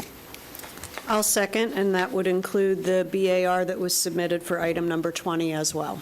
Yes, ma'am. There's a motion and a second. All those in favor say aye. Aye. Any opposed? Motion passes unanimously. Commissioner Constantine, item 13. Just once again, this was a upzoning that I voted against because I feel that it would not benefit the community, and I just wanted to pull the plat so I could vote against it. That's all. Move approval of 13. Second. There's a motion by Commissioner Zembauer, second by Commissioner Herr. Any further? Madam Chairman, I have a question for the commission, if I may. Yes, Commissioner Since Delary. technically, we should only be looking at plats from a technical standpoint. I just want to make sure that this is his opinion. There's nothing technically wrong with this plat, because I need to make sure that technically there's nothing wrong with it, because otherwise it would have to be corrected and brought back to us. I also voted against it, but I'm looking at it from a technical standpoint. I wanted to make sure that that is pretty clear, and if there's an issue, I need to be aware of what that is. All right, so are you asking the county manager if Yes, there's an I'm issue? asking the county Yes. manager, county attorney, and the commissioner that pulled it. Thanks, Commissioner. No, there is nothing wrong technically with this at all. Everything is in compliance with our code. I concur. And Commissioner, I am being consistent in my votes. I'm sure, and I have full confidence that the staff is doing everything they can to make sure that this is in compliance with our code and ordinance. Thank you, Madam Chairman. There's a motion and a second. There was discussion. All those in favor say aye. Aye. Any opposed? Yes. 'Cause you- We voted both ways. So we voted both ways. I'm sorry, I'm So- voting Can we, no. can we recall the question? Yes, so the My motion, bad. I'm just confused. yep, that's all. I understand. So there's a motion and a second on item 13 to approve. All those in favor say aye. Aye. Any opposed? Opposed. Motion passes 4-1. Thank All you. right, Thank you, absolutely. Madam Chairman. We are moving to,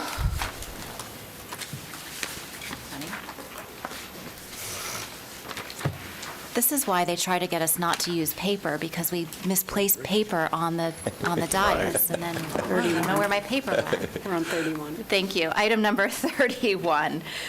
No, No, we did, that was a 31. part, no. That's already been approved. Item number 33, county manager and staff presentations.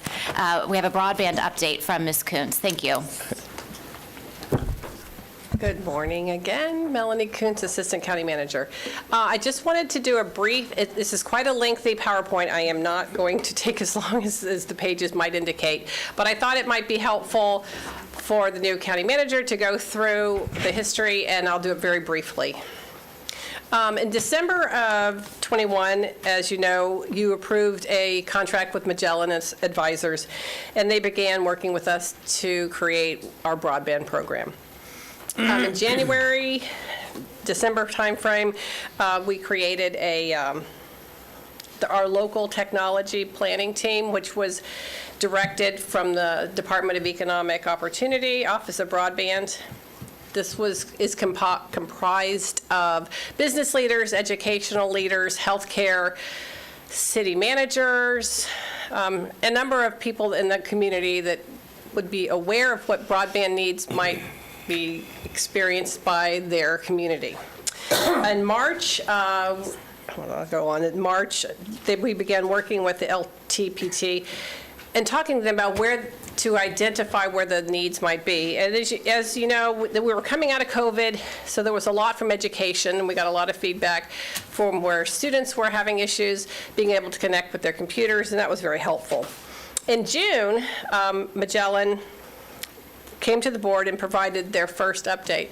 We had 1,700 of our residents respond to the speed test, and that was very helpful, so we could tell how fast their service was. They provided to us who their service provider was, and we talked to them about what are their challenges. And one of the ones that continues to come up is the cost, of which I'm not sure what we can do, but there is a program that I'll mention here shortly. In August, Magellan did their second deliverable, and that's when they came back to the board and they provided to you all the areas that we identified as being unserved. The largest of which was the Geneva, North-South, Black Hammock area. We had a few homes in Castleberry, Winter Springs, Sanford, and West Sanford. And we came up with some potential solutions, meaning for especially the small areas, we'd work with Spectrum. What came out of the survey as well is that Spectrum is the vendor, I guess I could say, the vendor of choice, that's who's serving most of our residents. The board directed us to go back to the LTPT and their residents and get their feedback from what was presented in June. When we did that, we came back again in October. It was very successful. We had 118 residents that contacted us, and we identified that were also not being served. So that was a great recommendation, and we identified people that needed more assistance. At the October meeting, I believe it was that meeting, yes, you directed staff to work with Magellan Advisors to create a grant program that would allow for providers to address the pockets of areas within the county that are unserved. And of that was the area of Geneva was the greatest need. So you had suggested that a wireless solution might be the way to go and to use $1.5 million of ARPA money to move forward with that. So we did that. We worked with Magellan, and we ironed out a potential contract, and the price doubled from what initially we had them to do all the initial work, but we just kept working on it. And in the meantime, the Department of Economic Opportunity opened a grant for the Broadband Opportunity Program, and they had $400 million provided by the federal government. In February of this year, we learned that Charter Communication was awarded a grant for $367,000, and they have agreed for 51 miles roughly of fiber install. They've agreed to provide the rest of the funding, which is, I believe, over $2 million. The Broadband Opportunity Program awarded 58 projects throughout the state, and 41 of the 67 counties received funding. Ours was a small grant. That was all that Charter had asked for. DEO has a remaining balance of that program of $80 million, and they've opened up a grant opportunity for capital improvement projects. That opened up in February, and it closes April 4th. And that is something I don't think that we don't have a capital project for them. But there is opportunity coming. The federal government is going to provide the Broadband Equity Access Deployment Program, or BEAD program.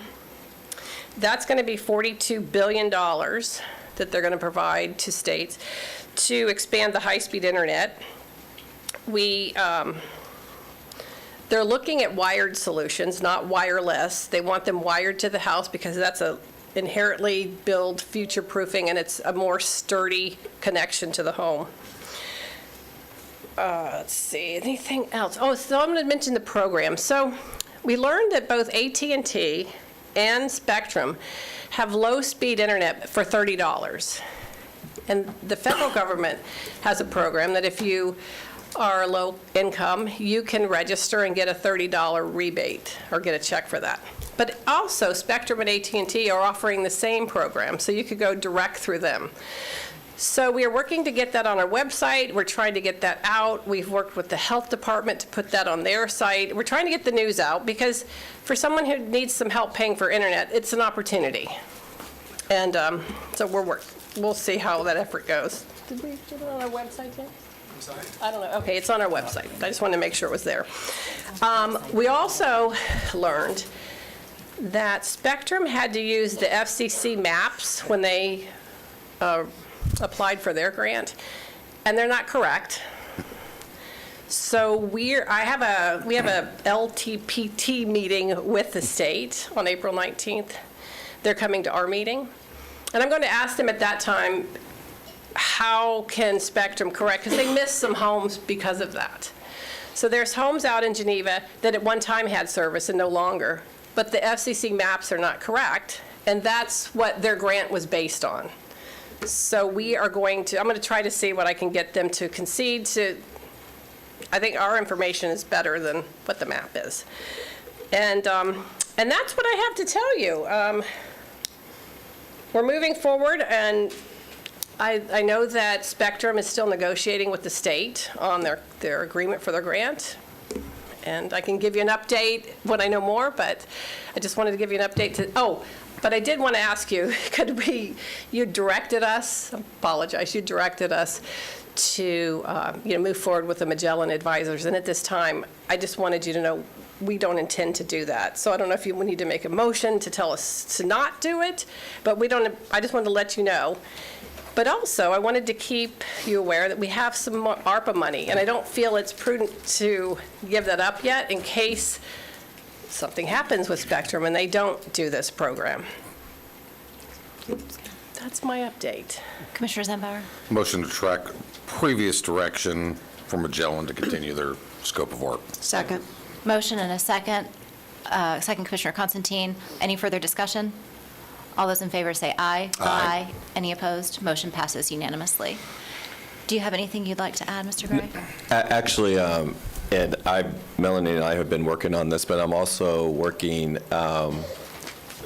to get more information about this, the whole broadband program and the system and where we are as a county versus, with the state. So we'll be coming back to you with another update on that because I have several questions as well regarding this, and to ensure that we're meeting the timelines and that we're still in, I should say, good standing. And so I want to ensure that we have all that information. So I'm working on that now. Melanie and I are working on that, and I will be bringing that back to you. Okay. All right. Commissioner Zembauer? Just a point. I think we're up against some deadlines. Yeah, that's what I'm... Some closed deadlines on any capability of receiving grant money. So I don't know what the bandwidth is, sooner rather than later, if we're going to be able to leverage any of that grant money. If not, that ship's going to leave the harbor, and we're going to be sitting here like we were before we ever had the first discussion. Yeah, and that was one of the what I was referring to as well. Yep, to get up to speed with that, because I don't want us to, I want to make sure those options are available to us if we want to take advantage of them. So that. Thank you, and maybe just an update to each of our offices, Yes. because I think those timelines are actually going to pass before the next meeting. Gotcha. Commissioner Delory? Thank you. I was going to expound on that. I'm concerned that we're actually missing a deadline, and it's hard to tell you or give you direction or request direction when we have a deadline that's looming, but yet we don't have any plans on what to use that additional funding for. I think that we need to, number one, understand not just this coming deadline, but future deadlines as they come forward or become apparent, but also understand the potential of future projects so that we can weigh in on it in a timely fashion and understand what that time frame is. Absolutely. Commissioner Delory, can I just confirm, are you referring to the deadline of the DEO grant or the ARPA money? Any deadlines that are out there. Any. Okay. That's what I got. That's what the communication that we're having between us. Absolutely. I got Whatever it. deadlines are out there, this board needs to be aware of them. Yes. On paper. Yes. Or digitally, so that we understand what that is and what the potential projects could be. Gotcha. I have. Thank you. Great. All right, thank you very much. We appreciate it. Before we move to the county, Oh, yes. I have just one more. I was just Sure. like, if you remember at the last board meeting, Commissioner Zembauer had on future agenda items an item regarding the CROW funding and what they, could be used for. And so I would like to ask Commissioner Zembauer, because I know he wanted to talk to the board about this, and then I have something that I'd like to bring up afterwards about to know the full picture. Got it. Thank you very much. Commissioner Zembauer? Thank you. I just want to make sure everybody received the documents I shared with your office, which was the Second Amendment to Memorandum of Understanding with our Historic Commission, as well as the opinion from County Attorney Paul Chipok on the CROW money. Could I just ask for clarification? Sure. Is that with the Historic Society? Or Well, the they're both involved. One's, But who's the agreement with? I'm going to pull it up. yeah, so it's with the commission. Yeah. It's with the Historical Society. And the society. Okay. It's both? Yeah. Okay, I'm going to pull it And up. the Thank you. Was that the email that you sent last couple weeks ago? Yes.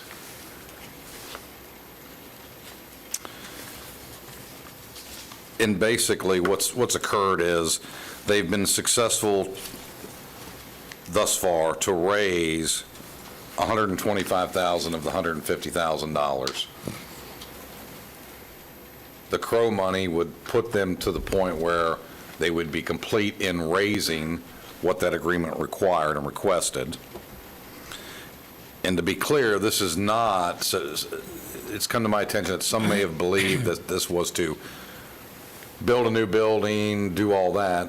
That's not what this is about, because we understand there's different things changing at the 5 Points, what's going to happen with the historical buildings over there right now that Allen's group, as well as IT, have tons of equipment in. And this is just to acknowledge that they would have raised the $150,000, make the memorandum of understanding complete, and I'm asking for support from my fellow commissioners to allow that CROW money to go to them to complete this contractual agreement or understanding between the two of us. So at least we've got that behind us, and at some future date, we can decide what we're doing with the buildings.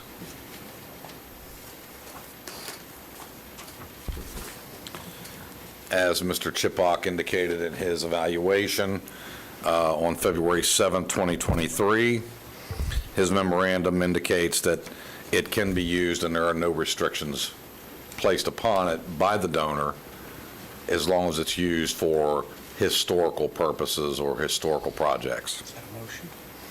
So I would move a motion to approve the use of the Crow Fund going to the Historical Commission Society to complete this memorandum, second amendment to the memorandum, executed on September 22nd, 2022. Second. So there's a motion by Commissioner Zembauer, second by Commissioner Constantine. Question, Commissioner Herr. Was there a dollar amount? $25,000. So I have a couple questions before we vote, because those funds have, and allowed to be used versus should be used, I think are maybe two different things. That $25,000 essentially wipes out that fund, so it wouldn't be there to be used for other items. My understanding is that the donation that was made to bring the Historic Society up to the 150, whatever, the 100 and whatever, that donation was given with donor intent, predicated on this board making those Crow funds available. And I believe that is in writing. And I just think that this board needs to have all of the information related to being asked to give that $25,000 of Crow funds, if those funds are being given because there is an expectation on the part of another donor that their gift is because, okay, so here's what I'm being told, and I don't have this in writing, and that's why it's kind of frustrating a little bit, because we're dealing with a private 501c3, we have a public entity, what I was told is there is a donor who was giving $60,000, $30,000 last fiscal year, $30,000 this next fiscal year, but that the donor intent was only that next gift would be given if the county gave the $25,000 of Crow funds, in a sense, a type of matching money. Now, this board does not have, I don't have that in writing, that is hearsay, but I think we deserve to know if there is a donation being made, that the donor intent is predicated on a matching gift from this board of those $25,000. I just think we need the whole picture. So I can't answer that. I've not seen any document. I would say there's not a day, or to that matter, a moment that does not go by in my history of sitting here for 5 years that things are said, heard, rumors, whatever that might be. I tend not to believe any of that unless I see it in writing. Okay. I've not seen any of that. But let's assume that did exist. Support to me the argument, if I want to donate as a private citizen $50,000, if the county will match $50,000, I should have the right to do that. Yeah, and the I county have the right should, to- and the to county should say- have the right to know that that's the expectation. So, Mr. Epps, I believe you're here. Would you please come to the podium and answer this question for us? While Mr. Epps is walking, I think there's two different things happening from my perspective. So this is the first time that I've known about a donation predicated on our donation. Not only do we want to know what the donor intent was, but I would also like to know how the solicitation took place. That's actually more important from my perspective. Mr. Epps, could you address the $60,000 donation and if and how it was combined with the donation of the Crow funds? Well, a resolution that we passed, the request that all of the funds that came in, $60,000, and other fundraising that we've done to complete the goal of $150,000 goal, would be based on the fact that the Historical Commission meet their requirement of $25,000.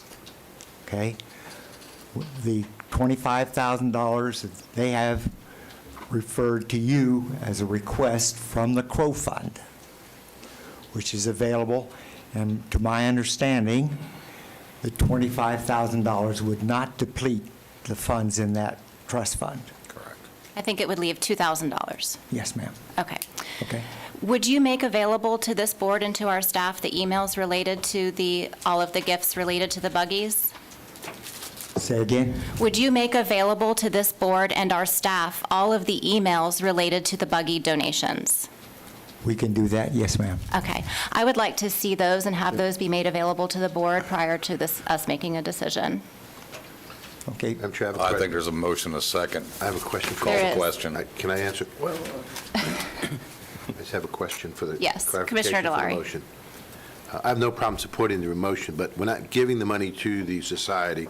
We're earmarking it for the society correct. to be used. That's correct. For the buggy exhibit, correct? That's correct. I'm just asking the motioner, is that correct? That's correct. I just want to be clear.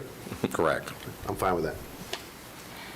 So for clarification then, what the Historic Commission is saying is that they want to fulfill their $25,000 fundraising commitment by utilizing funds that were donated from another donor made to this county. That's correct. Okay, I just want clarification on that. So if the board, I know there's a motion and a second, the question has been called. If the board would like to wait and allow for all of the information to come forward through the county manager, I believe that would be prudent, but I recognize there's a motion and a second. I'm confident I have enough information at this juncture. Commissioner Herr. The question's been called, so I hesitate, but I've been silent, so I'll weigh in. So the organization that's using the $25,000 requested today has raised nothing toward this, and did they have an obligation to? They have obligation to, that's an agreement between the two organizations, along with the county, to raise $150,000. We both agreed to raise $25,000 each. Fundraising, now they have assisted as individuals to contributions to the $150,000 total. But their commitment as a commission was for $25,000. Historical Commission. Of which they have raised, I appreciate you guys handing me the document, but it's not going to tell me how much they raised. If I may read this into the record. Do you want to retract calling the question at this point, then? No. We'll call the question, and I'll read this into the record. I think You need to recall that if we're going to continue to discuss Because it. we keep doing. Call the question, Madam Chair. Fine. All right. All those in favor say aye. Aye. Any opposed? No. Motion passes 3-2. Thank you. I'll just pass that along, just in case. Thank you. That was from So Mr. Chiplock back in February. The other piece that the county manager was requesting is the opportunity to come back and provide Yes. additional information because there is a much larger piece of this Yes. looming. And yeah, Madam Chairman, thank you. And so what, for me, so I'm understanding bits and pieces of all this, and I would like to come back to the board with a full presentation of the whole, of everything, not just the funding, but the project, so I can give a full briefing to the board, so you all can give us direction on how you would like to move forward. Madam Chair? Yes, And Commissioner. I think that's prudent. I also think that it's, today, all we did was, allow them to use it if they choose to use it, but I think it's important that we get a full explanation from our county manager, and I appreciate the fact that you had concerns, and so did Commissioner Herr about this, so I look forward to the full explanation.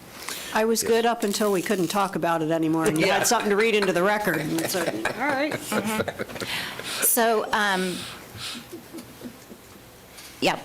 Mr. Epps, you'll be providing all of the emails and records related to fundraising from the Historical Commission as well as the Historic Society, right? And I'm sure our staff will make themselves available to help with any of that. Yeah, and I was just looking at Mr. Durr here. We'll get all that information, and all that will be a part of our presentation. Great. Wonderful. Thank you so much. Is that it for the Yes, county manager's yes, ma'am. briefing? All right, county attorney briefing. Yes, thank you, Madam Chair. We have one item today. I'm going to turn the floor over to Senior Assistant County Attorney Desmond Morrell to give you an update on 120 South Crystal View Drive. All right. Good morning, Madam Chair, Commissioners. If you recall, during the second February meeting, we discussed the code enforcement violations at 120 South Crystal View, which is located in Sanford, which is in our chairman's district. At that meeting, we discussed the state of that particular property, and I think the chairman did an excellent job of eloquently capturing all of the issues that were existing on that particular property. The directive for me was to ensure that I got with either the property owner, or who I should say are the heirs of the property, or their attorney. Was successful in making contact with the attorney of Mr. Michael Baker, who is one of the heirs of that property. I have the attorney present, and if you all would indulge the attorney for just a few moments, I would like to give him the opportunity to give you all an update on that particular property and the individuals who consider that property home. Thank you. You're recognized, sir. If you would please just give us your name and address for the record. Certainly. Thank you for being here. Thank you for allowing me to speak. My name is Joseph Ryan. I'm an attorney. I represent Michael Baker. My work address is 108 Hillcrest Street in Orlando, Florida. I've known the Baker family. I knew Mary Baker, the mother, when she was alive. I'm familiar with the family. One of the three siblings is now deceased. Mike Baker is my client. I do not represent his sister. I have heard over time issues relating to the property. I've not been actively involved.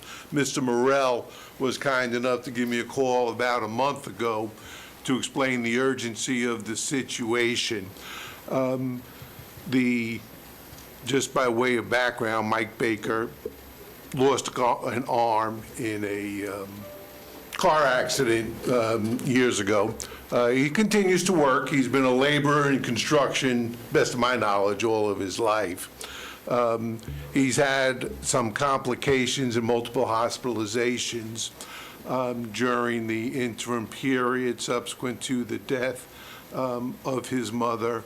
It was further compounded this year when he due to the death of his significant other. But that's not offered as an excuse. He's aware of his responsibilities. He's aware that it's a long-standing issue. And I've had a good conversation with Mr. Morrell. My client's hope is that the property is preserved ultimately for the benefit of Mary Baker's grandchild. I understand there is a lot of work to be done and recognizing that long-term goal. I've talked with Mr. Baker about what can be done right now in reviewing the documentation that had been provided to me. It appeared that the longest outstanding issue was the cleanup of debris around the house and overlapping. I don't know if it's a separate issue, but there are two, a car and a truck that are located on the side of the house. I don't know if that's included. And there are issues relating to the pool, which are not yet the subject of a violation, but we understand is coming. As the immediate concerns in talking with Mr. Baker, and of course he's largely dependent upon people he used to work with. He is putting up a privacy fence around the area where the cars are stored, which he tells me will be done by tomorrow. I think that may be a little overly optimistic, but within the next few days.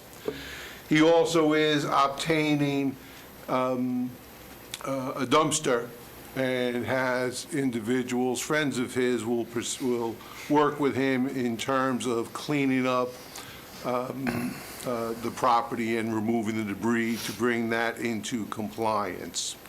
He is also advised that his intent is to pull down the pool screen. He has a retired friend of his who is going to facilitate. They're going to get a roll-off dumpster, buy fill dirt, and actually, after the screen is removed, to fill in the pool in order to bring it in compliance.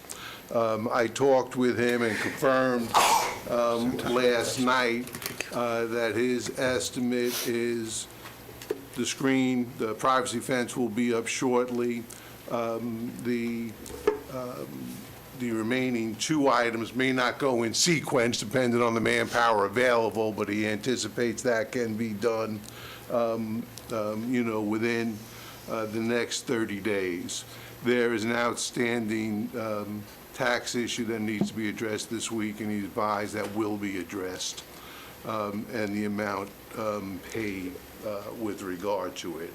It's Michael's request, and I'm not saying the sister is adverse to this, I just don't represent her and can't speak on her behalf, and in my experience, she's not always been an accurate historian. I see references to her in some of these. Mike is asking for 30 days to show that he's capable of making progress with regard to this, that I can report back to Mr. Harrell. There are other issues on the property that I only have a general awareness, and would hope within that 30 days I could address a more complete film. Right now, the property is without electricity. Mike is not living on the property, is actually staying with his sister, and has to commute there to get the work done. I understand there have been issues with the neighbors. To the degree I can facilitate any update. I don't know if that's the best alternative, but just to let the neighbors know the situation is not being ignored. There's a plan for addressing the immediate concerns, and thereafter, whatever additional concerns. So that's my request on behalf of Mr. Baker. And I thank you for allowing me to speak. Thank you. Are you aware of the fines, the code enforcement fines that are accrued over $200,000? Only from the county attorney, yes, he told me that. Okay. And with there being no electricity and no water running to the home, is it his intent to move back into the home, or is he going to remain with his sister? His intent is to move back into the home, but, these are, the repairs I've talked about are monetarily affordable. I don't know what's involved in the electric being cut off. Mr. Morrell was kind enough to give me a little more detailed report this morning, but I just, without knowing the expense involved in that, right. I can't answer that question. If you have not visited the property, I would recommend that you do that. So that might help you in advising your client. And that is my intention. I would definitely do that. Also, a reminder that before a privacy fence goes up, a permit will need to be pulled. We don't want to have him in a situation where he's put up a fence in haste and creating another code violation for himself. Thank you. Yeah. Commissioner Zembauer, and then Commissioner Herr. Thank you. If I may, this is Chairwoman Lockhart's district. I appreciate everything that you've indicated. I'm alarmed that you have not been on site to observe what your client is communicating to you. This is something that apparently has gone on for quite some time. Are you representing to us that within 30 days or 60 days, whatever that is, that your client is going to have this back in a position to mitigate all of the code enforcement issues, or are you not here doing that today? I am here. Well, I was contacted a month ago. Between contacting my client who was no longer residing on the property, and I had a trial that was scheduled for this week. Sure. I have not been able. I don't want you to think I'm being disrespectful. No, obviously, I understand that's key. What I am representing that my client had told me is the fine, as my understanding, is based on the debris situation, which will be totally mitigated. He says within 30 days with regard to it. The pool, I understand, is not a formal violation yet. but we recognize that needs to be addressed. He tells me that can be addressed within 30 days. Sure, thank you for that. You know, the problem becomes is that our code enforcement has a lot of latitude in allowing these types of things to go on for an extended period of time under the guise of we're making some progress of getting things fixed, maybe some things here a little bit of the time, but at the end of the day, it's a public safety issue. And this matter has been going on for quite some time. This is not something that just occurred.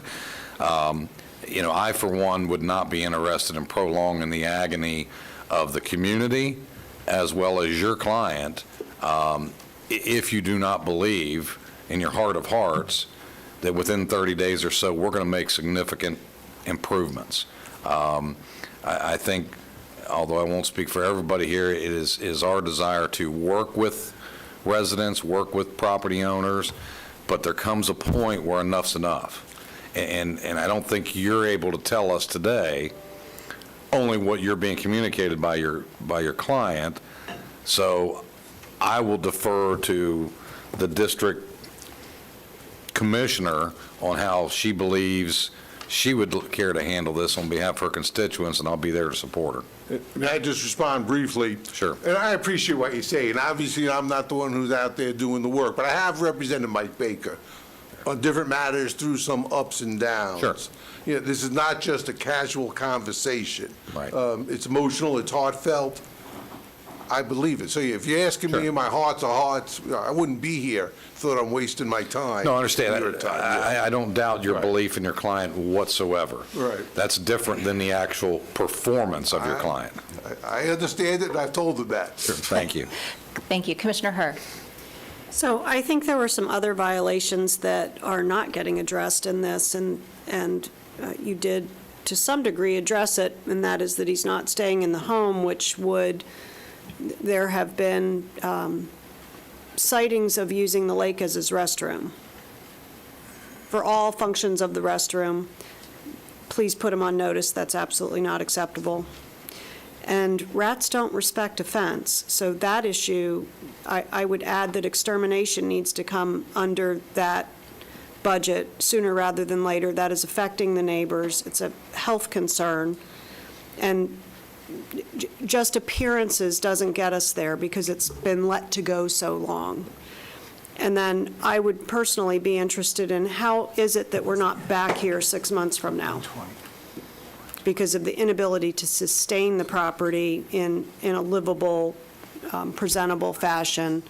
And so I would just encourage giving advice that's sustainable for the long term. The amounts that will be expended in addressing these things to Mike Baker are very significant. Sure. The fact that he's willing to make those commitments suggests to me that he's serious about it. But I share all your same concerns. You know, we don't want to just get the debris out and have it come back. I mean, I think it's apparent to Mike, and I assume to his sister, although I've not talked with her, that you know, this is an interim period to resolve issues, and it's not worthwhile resolving the issues unless he has a long-term plan. So I share all those thoughts. I don't have that long-term plan yet, except in very, you know, loose generalities. But, you know, I mean, I can report back to the county attorney whether things have been done or not done, and maintain contact with Mike Baker during the interim period. So, Mr. Ryan, it was Ryan, correct? Frine, I'm sorry. Frine, With an F, Mr. yes. Frine. I would expect that you would get on property sooner rather than later. Yes. And I would wear some type of an N95 mask, as the mold can be smelled from the street. Okay. A house without electricity in Florida, without air conditioning for an extended period of time is now very dangerous, I would imagine, to live in. I totally respect the fact that Mike would be interested in preserving this home for his niece. I would also have someone who is a professional in building remediation to give you a realistic view of whether or not that house should be demolished. I'm not sure that remediation is feasible for the cost or the actual action that it would take. So I appreciate all of my colleagues' advice and questions. I feel it's unfair for us to ask you to make a commitment to us when you have not yet seen the property, because I think when you get out there and you see it for yourself, you will have a very different perspective of what might be possible. And I think Mr. Baker, given his disabilities, he certainly, there are opportunities for him to improve his life and his opportunities, maybe being rid of this burden, because it is clearly not something he is able to sustain and maintain.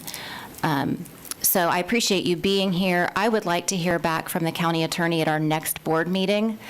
Maybe brief us prior to that if you could, but have a formal briefing at our next board meeting, which is in 2 weeks. So I don't think 30 days will be needed for you to make the decisions that you need to make representing Mr. Baker. We will do that, Madam Chair.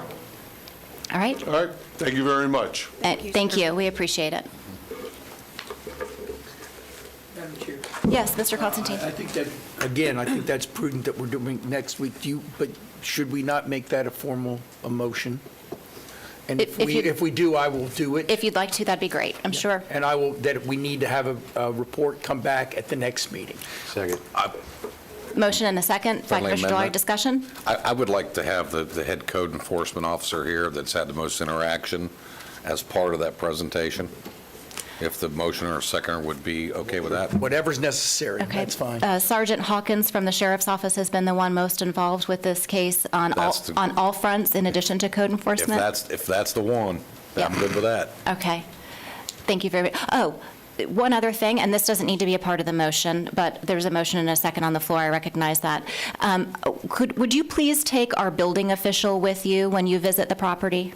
Okay, and Mr. Bob who was Pike. that? Bob Pike, Rebecca Hammock, who is in the back of the room, she can raise her hand and help introduce you to Bob. Or County Manager, are you okay with that? Absolutely. I was going to recommend that Rebecca can get with him and get all the contact that he needs. Okay, and Bob Tite is? Pike. Pike, I'm sorry. Okay. All right, we have a motion and a second. All those in favor say aye. Aye. Any opposed? Motion passes unanimously. Thank you, Mr. Frine, for being here. We appreciate very much. Thank you for hearing me. Have a good luck. day. Absolutely. He doesn't realize how bad it is. Anything else, Mr. County Attorney? Not at this time. All right. Thank you. All right, with that, we will recess our meeting until 1:30 this afternoon. Yay.